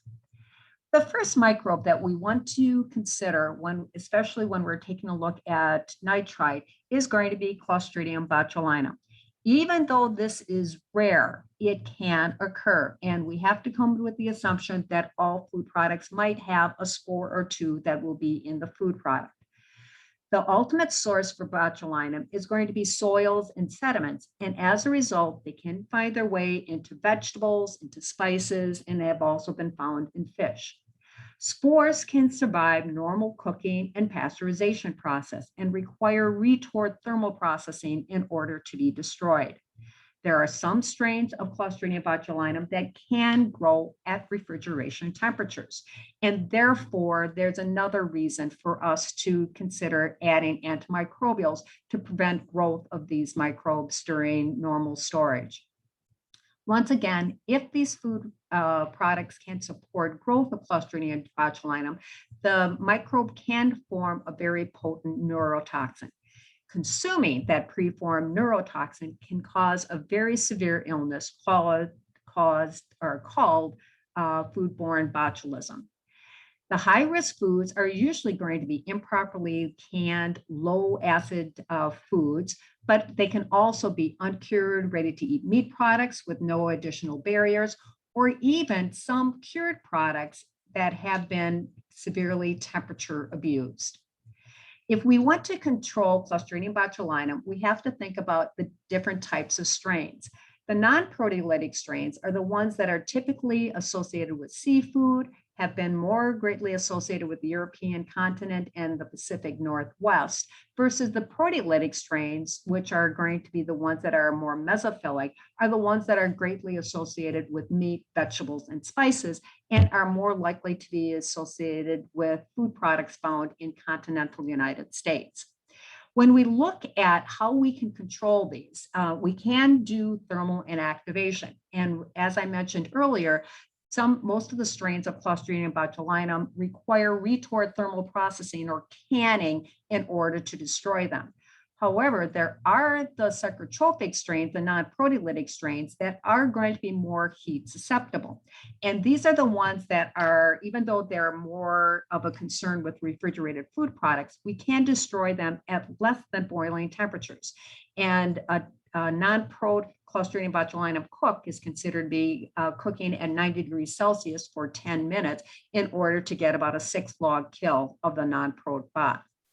When we're looking at refrigeration temperatures, anything less than 10 degrees Celsius will inhibit the mesophilic or the proteolytic Clostridium botulinum, but temperatures of less than 3 degrees Celsius is really what's necessary to keep the non-proteolytic or the psychotrophic strains from growing. If we aren't going to have temperature control, either by killing them or by refrigeration, then what we have to do is look at the formulation. And one of the first things we look at is the combination of pH and water activity.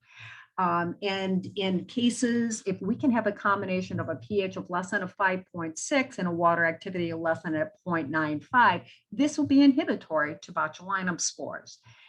In addition to that, we can have nitrite, which will be inhibitory. And it doesn't matter whether or not the nitrite is from a synthetic source or it's derived from a plant source. Nitrite is nitrite, and it is inhibitory to Clostridium botulinum. I would also like to introduce other types of antimicrobials that have been used in uncured products, which sodium lactate and potassium lactate is one of those things that have been used. Those can be used as a synthetic form, but once again, we can have a natural source of lactate from cultured sugar, and used in combination with vinegar can produce the same type of antimicrobial activity as a sodium lactate and sodium diacetate. Plus, there may be other inhibitors that can be used for that. In addition, competitive microbiota, such as starter cultures that will be important for competition with nutrients or also acid production, will be used to inhibit growth of botulinum, even though they may be in the food product. Another pathogen of concern is Clostridium Perfringens. And when we're going to be discussing the data that comes in for the microbiological studies, we have done most of the studies on Clostridium Perfringens. One of the reasons is because it's much more common in meat products as well as in spices, can be found at levels as high as 2 log CFU per gram. But also it can survive through that normal cooking and pasteurization process, and during the cooling of large diameter meats can have a very rapid generation time. And between temperatures of 50 to 21 degrees Celsius, the generation time can be as little as 7 minutes under optimal conditions. Once you get at temperatures below 21 degrees Celsius, the growth is going to be very, very slow. So we're looking at very rapid cooling, or we have to look at inhibitory properties. So the higher risk food products are going to be typically, if you have more of a neutral type of pH, higher moisture without nitrite, so an uncured food product that's either undergoing improper hot holding or very slow cooling. So how we're going to control the perfringens is through that rapid cooling and making sure that it gets down below 20 degrees Celsius as quickly as we possibly can within an hour. The other thing is understand its ability to be inhibited by a lower pH and also salt. So if we can bring down the water activity of less than a 0.97, it's going to be inhibited. But if we have product that's going to have a higher water activity, such as a ham product with a pH of maybe a 6.2 or a 6.4, the growth can be fairly rapid. Clostridium Perfringens, like Clostridium botulinum, is going to be sensitive to nitrite, regardless of whether it's from a synthetic or derived from a plant source. And what we have found, and we'll show documentation for that, is that from cultured celery powder, along with the cure accelerator of ascorbate, we can demonstrate inhibition of perfringens even during extended cooling. Another antimicrobial that can be used if we want to use it either as a supplement to low levels of nitrite or in substitution of nitrite will be lactate. Once again, either from the synthetic form or from a natural source, particularly when used in combination with a vinegar product. I would be remiss if I didn't mention the importance of inhibition of Listeria Monocytogenes. Even though Listeria is killed at normal cooking temperatures, unlike what the spore formers, it is a common post-process contaminant. It's widespread in the food processing environment and can actually be resident in processing plants. There have been documentations of the same strain being in a facility for 10 years. We know that it thrives in moist, high salt environments. Nitrite by itself will not prevent growth, but it will enhance the activity of other types of antimicrobials. What we need to keep in mind is that it can grow at refrigeration temperatures. And if we're going to be trying to decide whether or not we're going to control the growth of Listeria or Clostridium botulinum that are psychotrophic under refrigeration temperatures, I will guarantee you that Listeria will grow much more quickly than what botulinum would be. So if you have a food product that is susceptible to post-process contamination, I would consider control of Listeria as being my primary pathogen of concern. We do know that Listeria can survive freezing, and also there are many different types of high-risk food products that support growth. Those in particular are going to have high moisture, high pH with extended shelf life, particularly those without growth inhibitors. So with control of Listeria, obviously we would like to cook it or keep it at temperatures of less than 3 degrees Celsius, which in reality is going to be very difficult to do. We will make sure that we have a very robust environmental sampling program to prevent post-process contamination.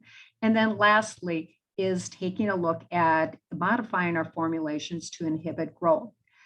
Ideally, if you can reduce the pH to less than a 5 and water activity to less than a 0.92, that will be inhibitory, but there's very few food products that can have this. Therefore, what we would like to add is antimicrobials, either in the form of conventional antimicrobials such as lactate, diacetate, nitrite, or propionate, or clean label antimicrobials being cultured celery juice powder as a form of nitrite, vinegar for diacetate, other types of organic acid blends, fermentations, and starter cultures.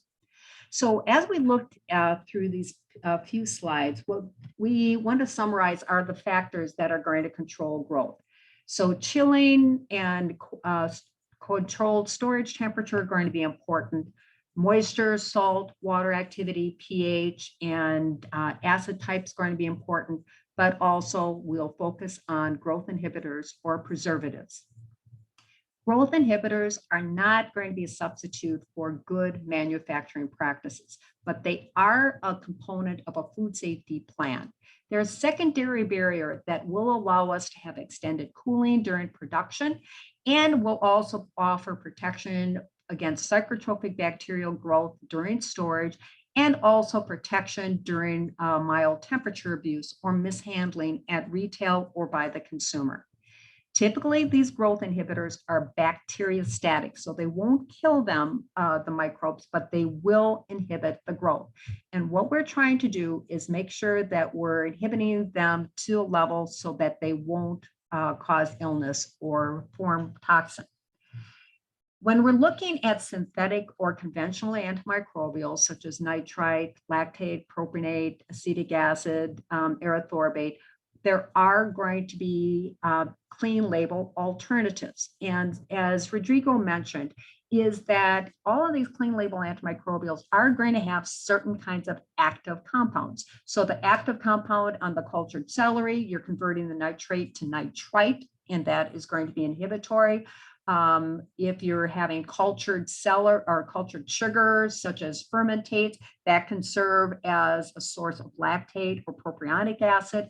Vinegar, either dry vinegar or buffer vinegar, serves as a source of diacetate or acetic acid, and cherry powder can serve as a cure accelerator of erythorbate or ascorbate.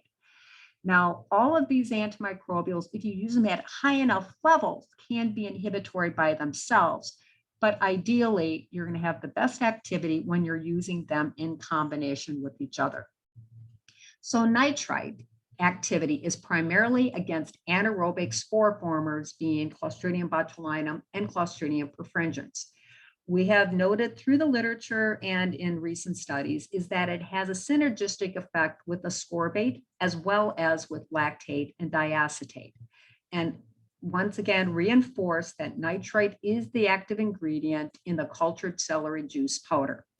The mechanism of action is basically it's going to inhibit the bacterial respiration so that from that particular point, it's going to prevent the microbes from growth. And it certainly is going to be used for flavor and color, but the main reason we're going to be adding it is for antimicrobial activity. The regulatory status is that it's going to be in the United States, it's limited to 156 parts per million if it's going to be in a ground type of product and 200 parts per million in a pumped product.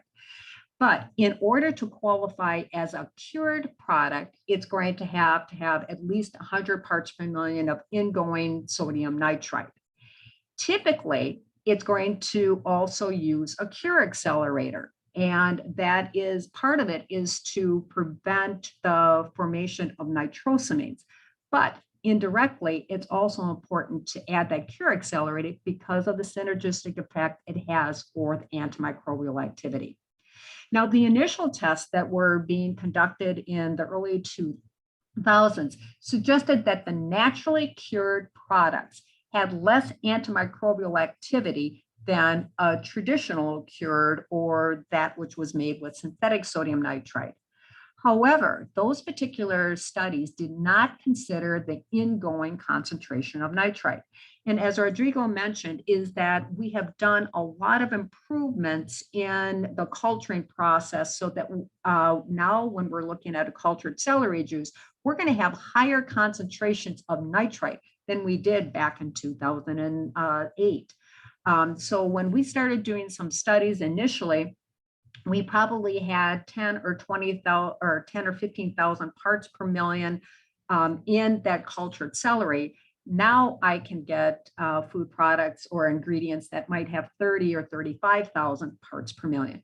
As a result, we can add less of that cultured celery powder, which will have then less of a consequence on flavor and functionality, but yet get me my nitrite levels. So in 2021, as I add maybe 0.3% of cultured celery powder, I'm more likely to get to those minimum levels needed for antimicrobial activity. For Clostridium botulinum, it's probably going to be around 50 to 60 parts per million of ingoing nitrite that will be inhibitory.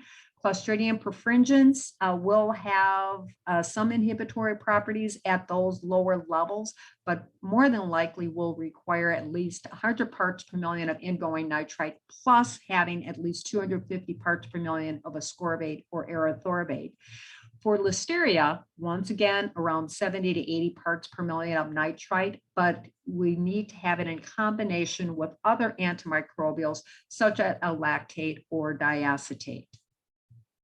So this brings me into mentioning about the fermentates in the vinegars. And these are going to be the clean label alternatives to lactate and diacetate. And they can be labeled as cultured sugar or vinegar.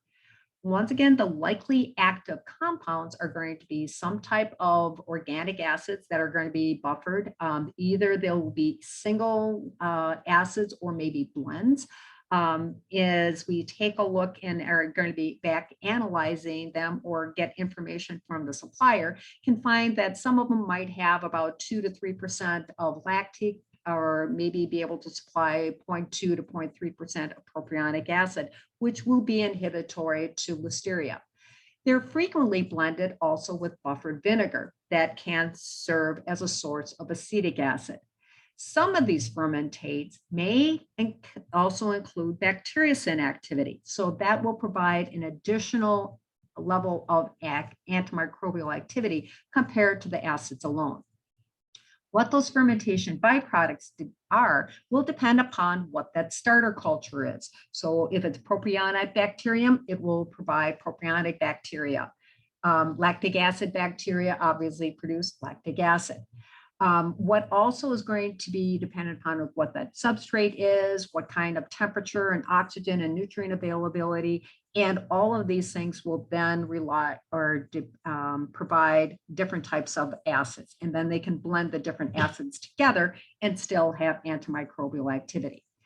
One of the things that is a detriment to the clean label antimicrobials is because they are proprietary ingredients, generally the concentration of the active compounds are not reported. The ingredient suppliers that we are working with right now that are providing the cultured celery powder are transparent enough in demonstrating in providing information about what the minimum parts per million of nitrite that they have for a particular lot. However, it could be possible that you might have more than that minimum amount. So therefore, it's important for the manufacturer to understand what they're using and maybe even get some analysis of it so that they are always going to be using a consistent level. The activity is going to vary depending upon the supplier. So if a cultured vinegar or cultured sugar from one supplier may be different from a different one, and even within a portfolio from a supplier or between lots, there may have different levels of activity. Versus if you have a synthetic form, you will have very consistent activity. What I want to start going through right now are giving you some examples of use of the nitrite from cultured celery powder, as well as other kinds of clean label antimicrobials on the inhibition of Clostridium botulinum, Clostridium Perfringens, and also Listeria Monocytogenes. This is an example of a study that we completed a number of years ago where we produced 2 different types of meat products, one being a Frankfurter product or a wiener or hot dog, whatever is going to be the terminology you use, but of a sausage type of product, and the other one, a higher moisture ham. As we take a look at the first set of columns, the first one is going to be uncured control. And what we ended up doing was we made these food products in the laboratory, purposely added Clostridium botulinum spores, we cooked them, chilled them, and then stored them at various temperatures. Within the first 2 weeks of holding an uncured meat product, either the Frankfurter or the ham, at 10 degrees Celsius, we were able to find botulinum toxin production. So it doesn't take long at small, short temperature abuse to have Clostridium botulinum produce toxin. If we go to the next column with the control with a synthetic 156 parts per million of sodium nitrite and erythorbate added to it, neither one of these products supported growth during that 12-week testing period at 10 degrees Celsius. The next 3 columns are going to be the addition of 0.3% cultured celery juice powder. And the middle column demonstrates that we had approximately 45 parts per million of nitrite that was ingoing. And then the next 2 columns had additional antimicrobials added to it. So that we can compare the 0.3% cultured celery juice powder, which provided 45 parts per million, we did have botulinum toxin production within 3 to 10 weeks, depending upon what the food product was. The ham, having higher moisture, did have shorter time to toxin production than the lower moisture Frankfurter. But once we added other types of antimicrobials with vinegar blends, one being a lime cherry vinegar blend and the other one being a cultured sugar vinegar blend, we had the same level of inhibition as we did with the control with 156 parts per million of nitrite. So our take-home message for this was, if you have low levels of nitrite, it won't be as good as having the higher levels of nitrite, but we can compensate for that lower levels by adding other types of antimicrobials. This has also been demonstrated with synthetic nitrite, looking at lower temperatures with the psychotrophic Clostridium botulinum. And in the first column that's highlighted by red, you'll see that there's several different types of food products, being a bologna type of product, wiener product, as well as cooked ham. And we find that after a couple weeks at 8 degrees Celsius, we did have toxin production without any nitrite.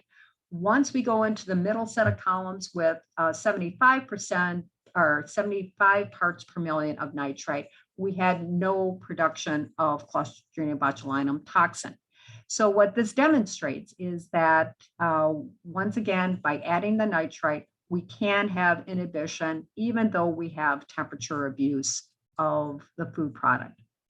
Now, not only will this be applicable to food products that are meat products, but also going to take a look at other types of refrigerated food products. This is a publication that we had where we were specifically looking at the cultured celery powder, but this had no cure accelerator added to it, but wanted to see whether or not it had the same type of inhibition, even if we had different types of food matrices and different types of pHs. In this particular product or table, we have a pork type of product, so it was considered to be uncured. That had a pH of a 6, and what we did is we stored these products at temperatures of 15 and 20 degrees Celsius for up to 8 weeks. Without any type of antimicrobial, we had toxicity within 1 to 5 weeks, but we did have a delay because of the pH. Once we added the 80 parts per million of nitrite that came from the cultured celery, even at temperatures of 15 degrees Celsius, we had no toxicity for 8 weeks. We added the same type of cultured celery powder to a cauliflower potato meal at a lower pH.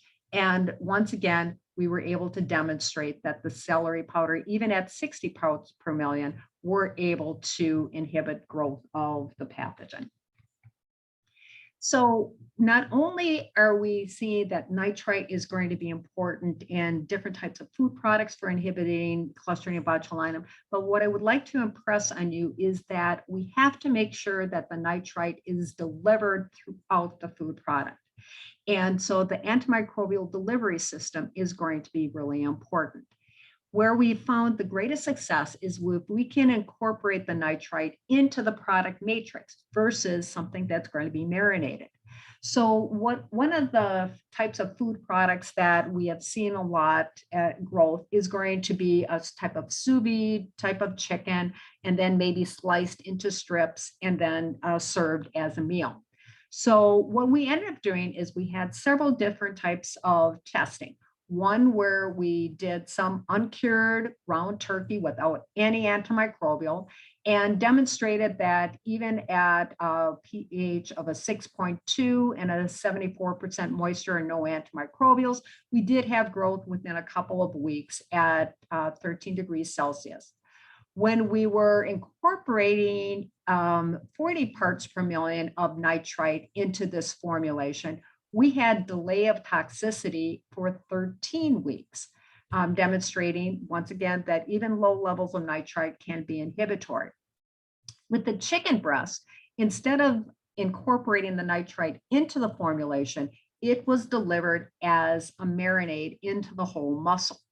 And what happened was once it was marinated, we had nitrite that was probably in the upper surface of the meat product, but once it was cut into the strips, it exposed the unmarinated surface.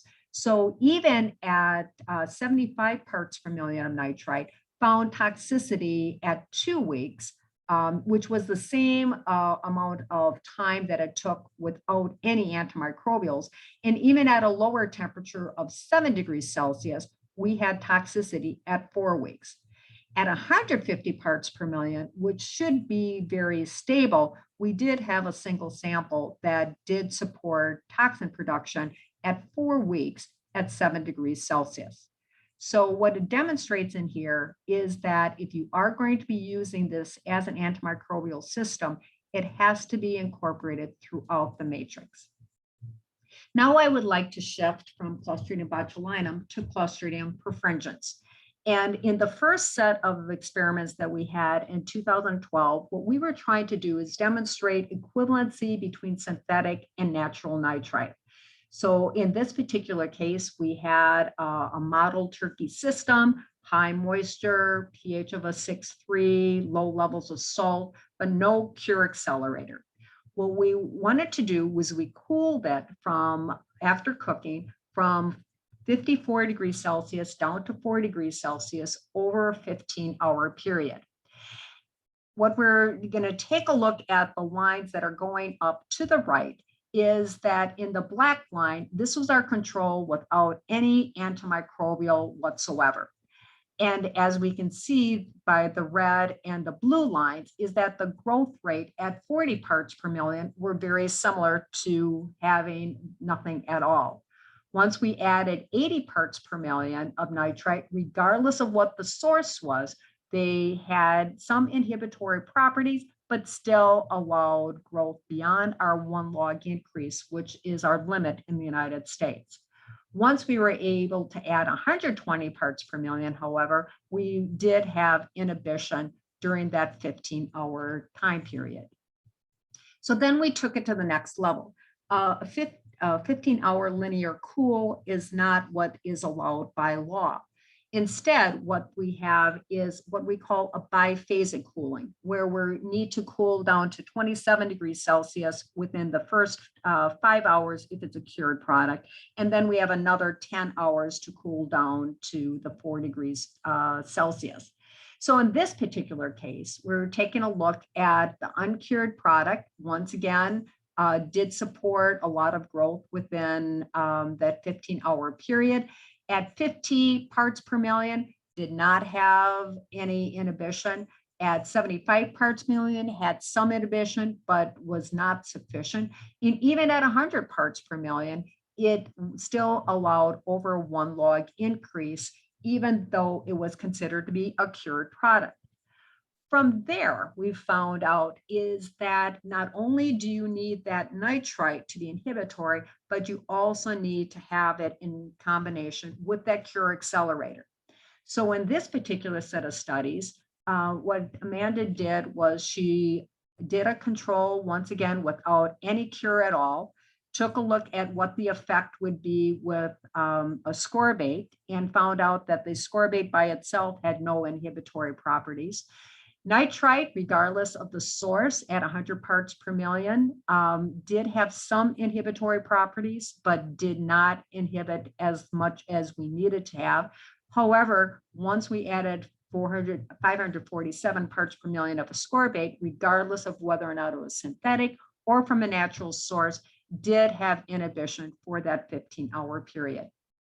So once again, what this demonstrated is that there was no significant difference between the synthetic versus the natural source of nitrite, but 100 parts per million of nitrite by itself is insufficient to prevent the growth, and it does require ascorbate for the inhibition.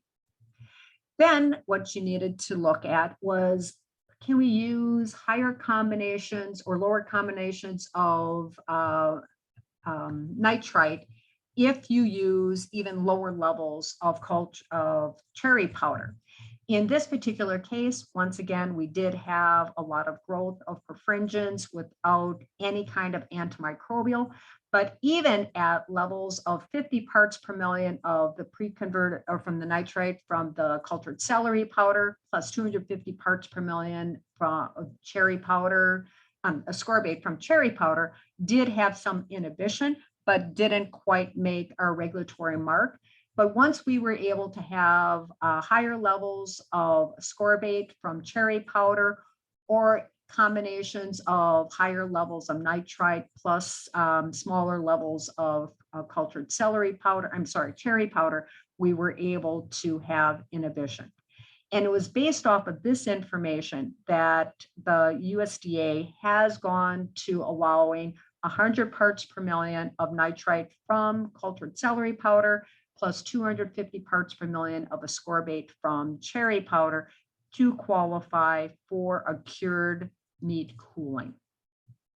Now, we also wanted to find out how much we can really stretch the limit by adding nitrite and the inhibitory. So what we found out is that, once again, is if you are looking at 100 parts per million of nitrite, we are going to have inhibitory properties, 150, 200 parts per million, are going to potentially even extend our cooling beyond the 15 hours.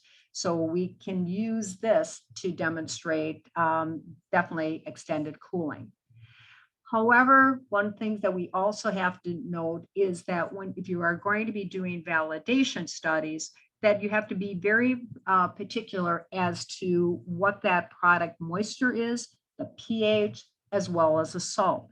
As I mentioned earlier, perfringens is very pH and salt sensitive. So we had a same formulation, but we did multiple runs of them. And what we found out is that even with 150 parts per million of nitrite and using the erythorbate along with it, and we were doing this significant cool at a pH of 6.3 with low salt, we had a lot of growth within that 25-hour cooling period. Once we started reducing the pH and increasing the salt, then we were able to have significant growth. So even though you have demonstrated that a nitrite is inhibitory, you have to use it in combination with understanding what the salt content is, as well as the pH. Now, if you aren't able to run your own challenge studies, what I would like to recommend is using a predictive model. The COM-based predictive model is available to everybody online. All you have to do is use your favorite search engine and go to COM-base and specifically look for perfringens predictor. And it will have a model there that you can use to determine if you're going to be adding the nitrite to it and what your pH is and what the salt content is, how much level of inhibition you have during your extended cooling. In the event that you don't want to use nitrite or you want to add a boost to the nitrite, once again, we can add some of these other antimicrobials such as dry vinegar, cultured sugar blends, or fruit spice blends. And what this particular study did was we extended that first level of cooling down to that 27 degrees Celsius from that 1 hour all the way to 5 hours. And what we demonstrated that is if you increased it down to 2 hours, we already had a control that was able to support more than a 1 log increase at that particular point. But once we started adding those cultured sugar products or dry vinegar products, we had inhibition when we extended the cooling. Not only did it extend it for 2 hours, but we had some inhibition for 3 hours, 4 hours, as well as 5 hours, depending upon what the ingredient was, even at a high pH of a 6.6. So once again, demonstrating that as an alternative to the nitrite, we can look at other clean label antimicrobials to boost the level of safety. The last set of data is going to be with Listeria Monocytogenes, once again demonstrating here that when we do a comparison of nitrite from a cultured celery powder versus purified nitrite, and then compare the growth inhibition for an uncured control, Listeria obviously can grow very, very quickly in an uncured control. Nitrite will be inhibitory, but 120 parts per million is going to be much better than 80 parts per million. As a result, because nitrite by itself will not be inhibitory sufficiently for Listeria, then what we would like to do is add other types of antimicrobials. Once again, this was a study that was done with lower levels of nitrite, only 40 parts per million ingoing nitrite, and demonstrating that in this natural cured ham with no other antimicrobials, very rapid growth. But once we were able to add some vinegar blends with other types of ingredients, we're able to see inhibition. We can demonstrate once again the effect of nitrite in combination with a lactate and diacetate. There's a model by a supplier called Corbion. They mainly supply lactate and diacetate, but also other kinds of clean label antimicrobials. And what this table demonstrates is that if you have no nitrite at all and no other antimicrobial, and you're storing it at 7 degrees Celsius, it only takes 2 to 5 days to get about a 1 log increase of Listeria. As you're adding lactate diacetate, you can increase the time it takes for that 1 log increase. And if you can reduce the temperature, you're going to increase it. As we're going to be using it in combination with nitrite, you can see how even without any antimicrobial, you can increase your level of safety from up to 5 days to 3 weeks by adding in combination with lactated diacetate, increasing it from 11 days to up to 44 days. And then by reducing the temperature, can increase your level of safety to over 2 months. So once again, what we're trying to demonstrate through all of this study is that, first of all, nitrite is nitrite, regardless of the source.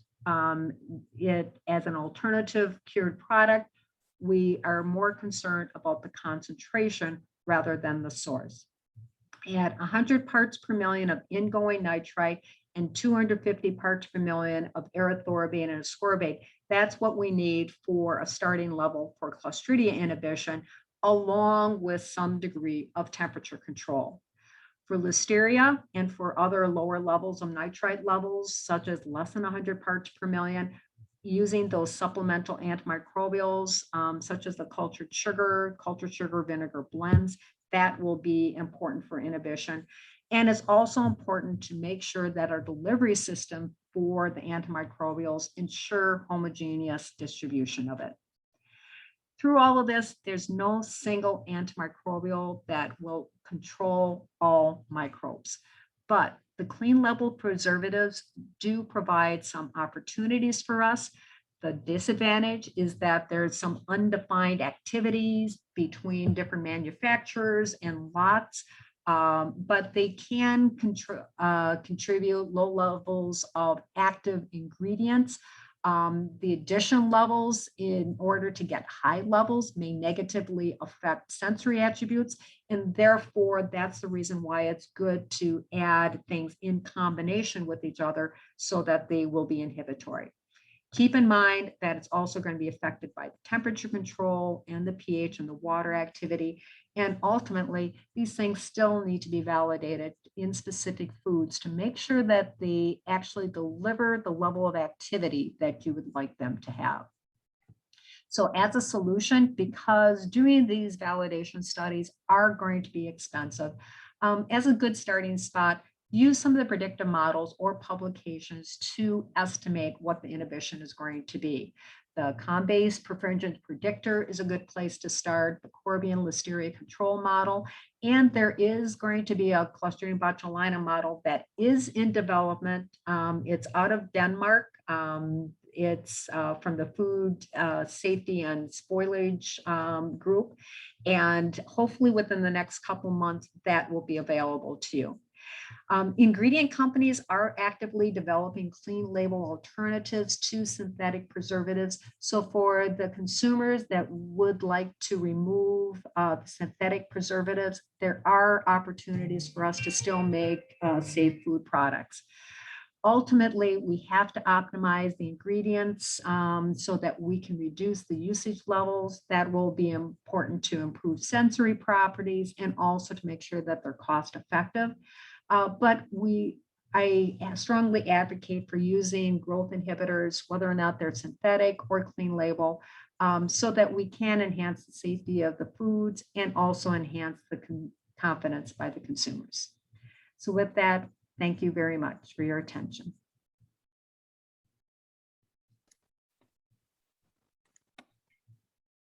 Any questions? Kathleen, muito obrigada por sua apresentação.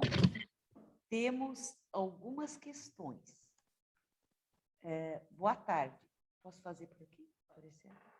Boa tarde, meu nome é Vandria. Existem empresas produtoras de produtos cárneos? Ah, não, essa eu já perguntei antes. Houve estudos agronômicos para aumentar a qualidade do ingrediente botânico à base de salsão ou aipo? Eu acho que essa pergunta seria mais para, talvez, para o Rodrigo. Não sei se a Cat responderia. Imagino que seleção de espécies ou até práticas de cultivo. I can take a shot at it. Okay. I'm not an agronomist. I do know that the type of celery that is used, and sometimes the growing conditions, the soil, and even what types of fertilizers may be used in the growing of the celery can have an effect. So that's about all I can say about that. I don't know about specific research projects on that area, but I'm sure that celery juice providers do their own research. Oh, they definitely do their own research. And as I said, they have improved the concentration of the parts per millions of nitrite significantly over the last 5 years. And I anticipate that they're going to continue to do that as they optimize their facilities. So. Obrigada. A próxima pergunta já está em inglês. O vinagre tamponado não é permitido em alguns países da Europa. Há outros ingredientes que nós poderíamos usar como substitutos? I'm not sure why they don't allow it. I mean, vinegar is, you can use vinegar. The reason why vinegar would not be as useful as buffered vinegar is because of the flavor profile and the drop of the pH. So the buffered will make sure that your pH doesn't drop, and then you have less of an effect on flavor as well as water binding capacity. I'm not sure why they don't allow it though, unfortunately.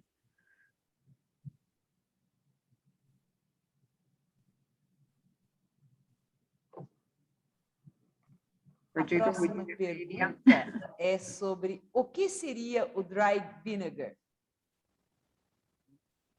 O que seria o dry vinegar? So basically, it's still the fermentation of the vinegar, and they just remove a lot of times what they'll do is they'll buffer it with sodium hydroxide or potassium hydroxide, and then just dehydrate it, and then it's used. It's essentially sodium diacetate or potassium diacetate, but it's from a natural source rather than synthetic.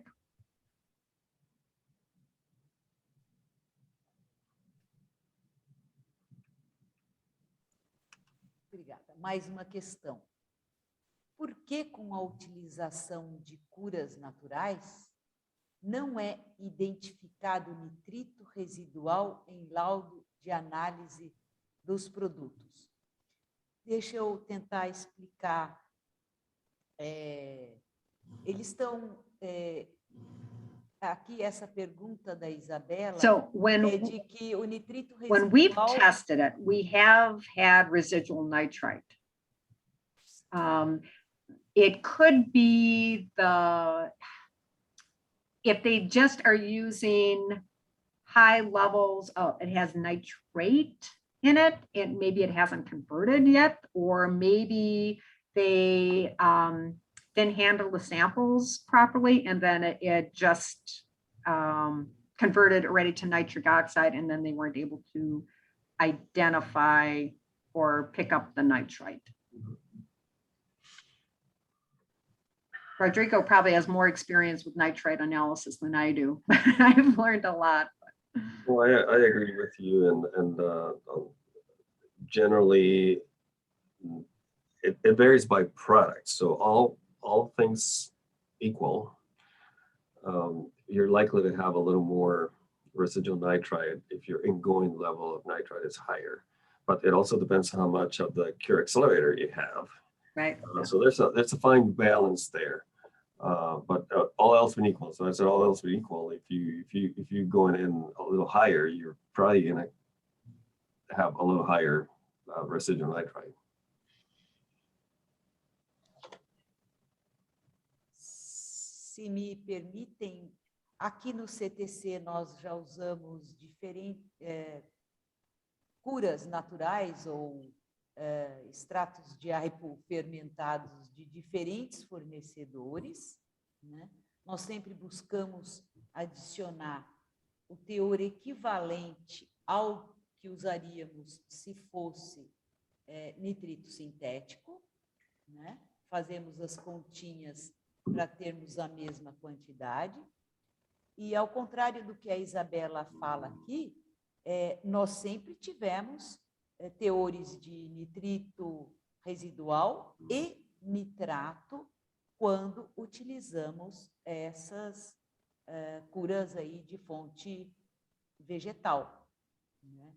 Eu achei interessante essa colocação dela, porque nós temos as análises e sempre detectamos nitrito residual. Então, nós adicionamos sempre a quantidade de 150 ppm, no caso do Brasil, que é um nível para a maioria dos produtos, exceto para os presuntos, que seria 200 ppm, o recomendável. E sempre tivemos, e usando ascorbato, geralmente 500 ppm de ascorbato. Eu achei interessante essa colocação dela. Com a gente não aconteceu isso, só complementando.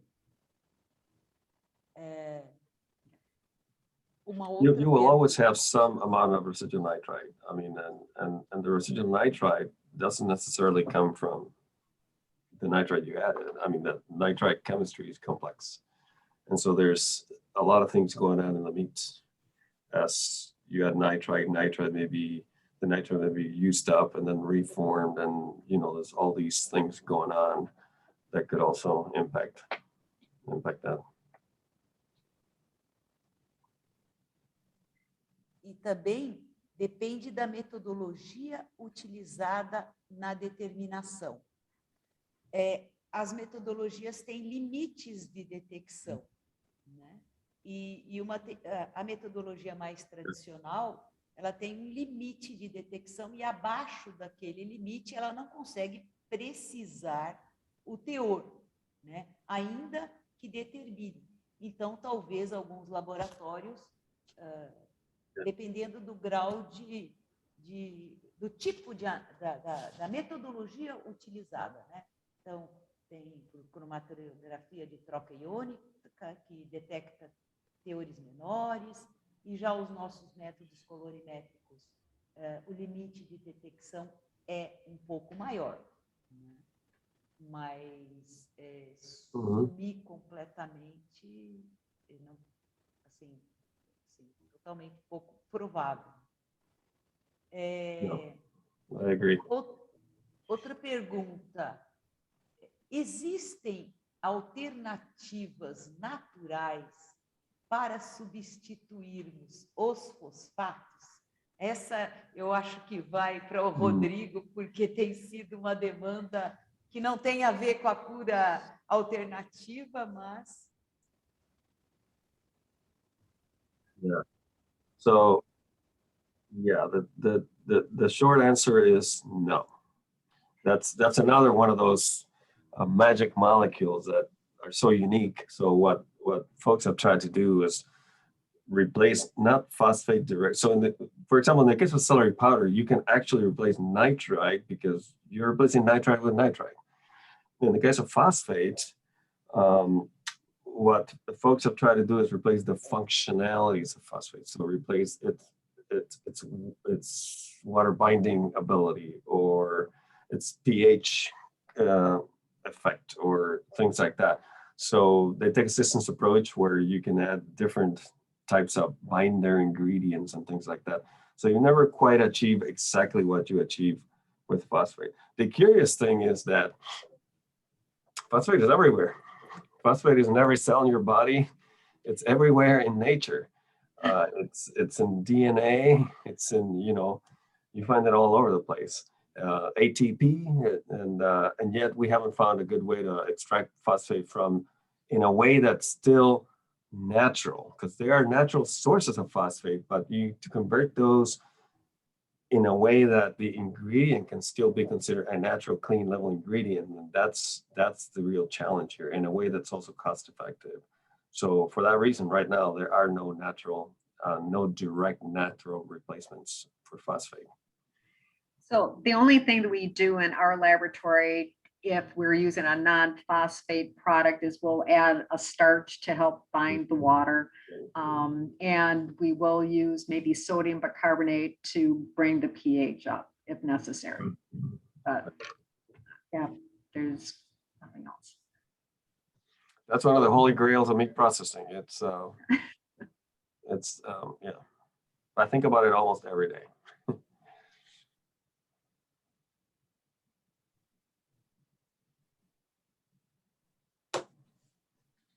Nós fizemos um trabalho usando plasma. E o plasma, ele, claro, não é exatamente o mesmo efeito, mas ele levantou o pH, né? E com isso, vamos dizer, abriu um pouco as proteínas e melhorou a retenção de água, mas num nível que não se compara com os efeitos do fosfato, com certeza, né? O único efeito foi no levantar o pH, só. Né?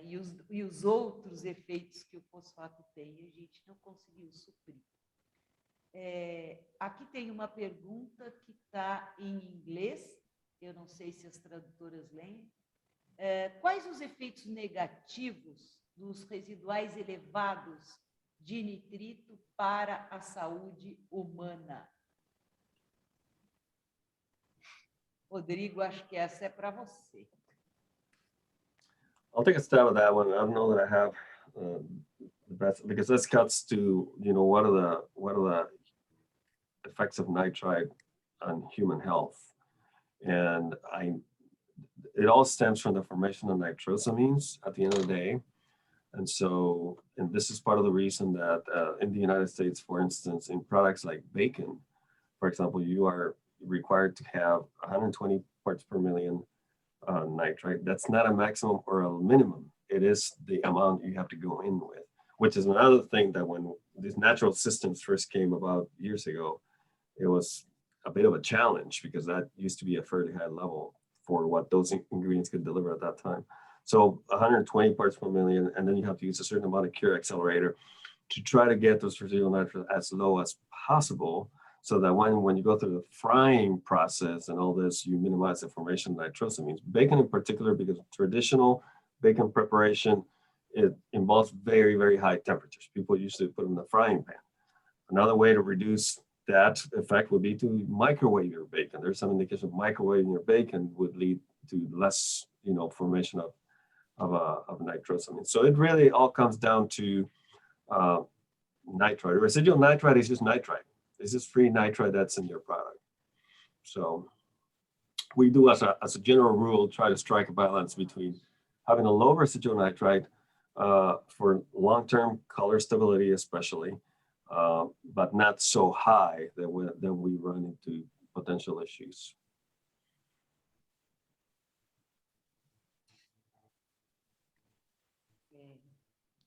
Essa questão, aproveitando para esclarecer a eles que são nos Estados Unidos, onde os controles são do nitrito adicionado, porque a gente entende que são aquelas reações e aquele processo de depleção que traz a segurança do produto, né? Aqui no Brasil, o nosso controle é no teor de nitrito residual. E o nosso limite residual é absurdamente elevado. O que se autoriza a ter de residual, que pode atingir 150 ppm entre nitrito e nitrato, converte o nitrato para nitrito para dar o número, enfim. Então, os nossos residuais no Brasil, desnecessariamente, são eventualmente muito elevados, porque o nosso controle ainda baseia-se no residual, como se o residual trouxesse a segurança microbiológica para o produto, né? Então, eventualmente, a gente encontra, sim, residuais elevados. Mas eu também li, claro, essa questão toxicológica, a gente não é da nossa área, né? Então fica muito difícil comentar. Mas já vi alguns trabalhos dizendo dos efeitos até benéficos do nitrito nessa parte cardíaca, enfim. O nitrito, na quantidade certa, ele não ofereceria risco, né? O grande problema seria um residual elevado, que aí sim, em determinadas condições, poderia causar problemas aí toxicológicos com nitrosamina, né? Esse aqui é meu entendimento. A próxima pergunta esse participante anônimo? Pelas últimas informações que tive, os vinagres em pó e tamponados ofertados atualmente no Brasil, quando vindos de fora do país, não seguem a legislação que regulamenta o termo vinagre no Brasil. Há alguma previsão de revermos essa normativa para realmente podermos usar esse termo vinagre? Eu confesso que eu não tenho conhecimento sobre essa questão regulatória. Se alguns aí dos colegas, se ainda tiverem presentes, pessoal da Anvisa, ou mesmo, enfim, eu não tenho esse conhecimento sobre essa questão. Infelizmente, não vou poder ajudar. Poderia deixar para rever, perguntar aí para algumas pessoas e me comprometer a responder essa pergunta, porque eu não sei. A próxima. Para produtos que contenham produtos cárneos, o controle microbiológico deve contemplar os mesmos micro-organismos? Não entendi. Não entendi muito a pergunta.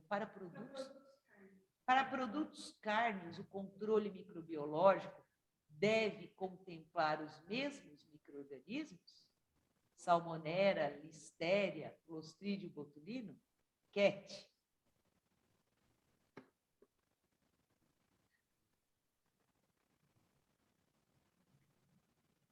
I'm not quite sure if I understand.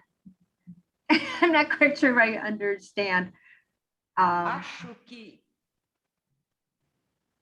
Kathy, is it, sorry, Ana Lucia, is this related? I'm looking at the question here. I'm trying to talk about products that contain meat products. Eu acho que ela pergunta se o controle de qualidade, se todos esses micro-organismos têm que ser avaliados, Salmonella, Listeria e Clostridium, né?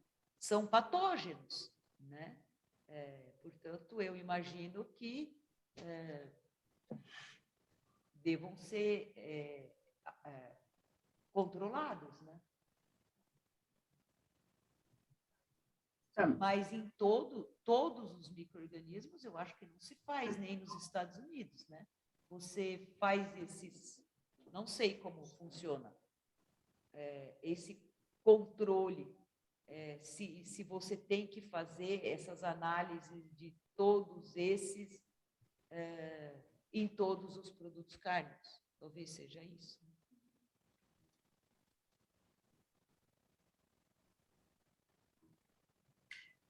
Okay, so if I go back a little bit with what the discussion was, so Salmonella, E. coli, Listeria should be killed by cooking. So that will be taken care of with that. Then for post-process contamination, we're more concerned about Listeria and the combination of the nitrite and a lactate diacetate or clean label combinations will be inhibitory along with temperature control. Then the other things are going to be the spore formers that can survive through that cooking process. So if you have a cook in the bag type of product, and then once again, temperature control is the number one thing, but if you don't have that, then once again, the nitrite will be inhibitory primarily to the Clostridium. We don't know so much about the bacillus, but we do know that if you use combinations, once again, of a nitrite or other clean label antimicrobials, you will be able to control the Clostridia during extended cooling as well as extended storage.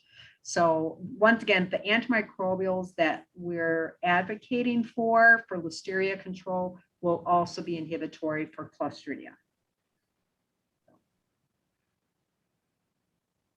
Did that answer your question? Not quite? Acho que sim. Tem uma outra pergunta, eu acho que essa deverá ser a última, não?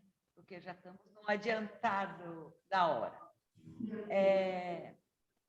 Eu acho que essa pessoa pergunta sobre extratos cítricos que tenham efeito conservante, né, e antioxidantes.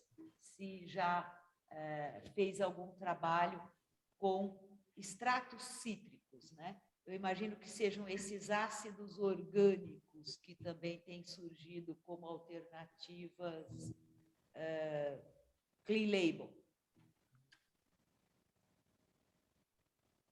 Que acha desses Well, ácidos? I can tell you that compared to something like lactic acid, propionic acid, or acetic acid, that citric acid is not very antimicrobial. And so you would have to add such a high level that you would start getting flavor issues probably. So if I had a choice between acids, I'd go with the acetic or the vinegar or a lactic acid, which would be the cultured sugar, or a propionic acid, which also be cultured sugar. Propionic acid, though, will also have flavor issues. Lactic acid is probably the most compatible along with the acetic acid in a meat product.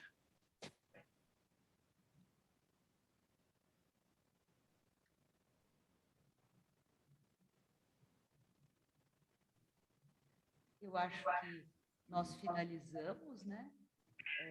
Sobraram algumas questões que nós vamos ter que enviar posteriormente. Eu acho que era da parte do Rodrigo, né? Mas eu deixo o meu agradecimento sincero, um abraço bem forte para vocês. Realmente vocês foram muito generosos em estarem aqui conosco. E eu espero que, pelo menos no próximo ano, a gente possa tê-los presencialmente, né? Estamos estudando a possibilidade de organizar um congresso Congresso Brasileiro de Ciência e Tecnologia de Carnes. É uma empreitada grande, já fizemos uns 6 ou 7 no passado. Vamos ver, né? Porque o Brasil vai sediar em 2024, não nós, particularmente colegas da USP, de Pirassununga, vão organizar o ICOMST em 2024. E eles querem fazer um ensaio para o próximo ano com o Congresso Brasileiro. Eu espero poder tê-los aqui conosco, novamente, como foi há 5 anos atrás, e vocês também nos convidaram para ir, e foi uma oportunidade única para todos nós. Me dá até tristeza de acabar o seminário, mas muito obrigada. Agradeço a audiência de todos que ficaram aqui até o fim. Um beijo. Fátima, você ficou até o fim. Muito obrigada por tudo que você, seu empenho, apoiando a gente nesse evento. Realmente, sem esse apoio, fica muito difícil a gente ter a abrangência que a gente conseguiu. Obrigada, Tiago. Espero que ele tenha em mãos o maior desafio de todos, que é o ingrediente. Eu não queria estar no seu lugar.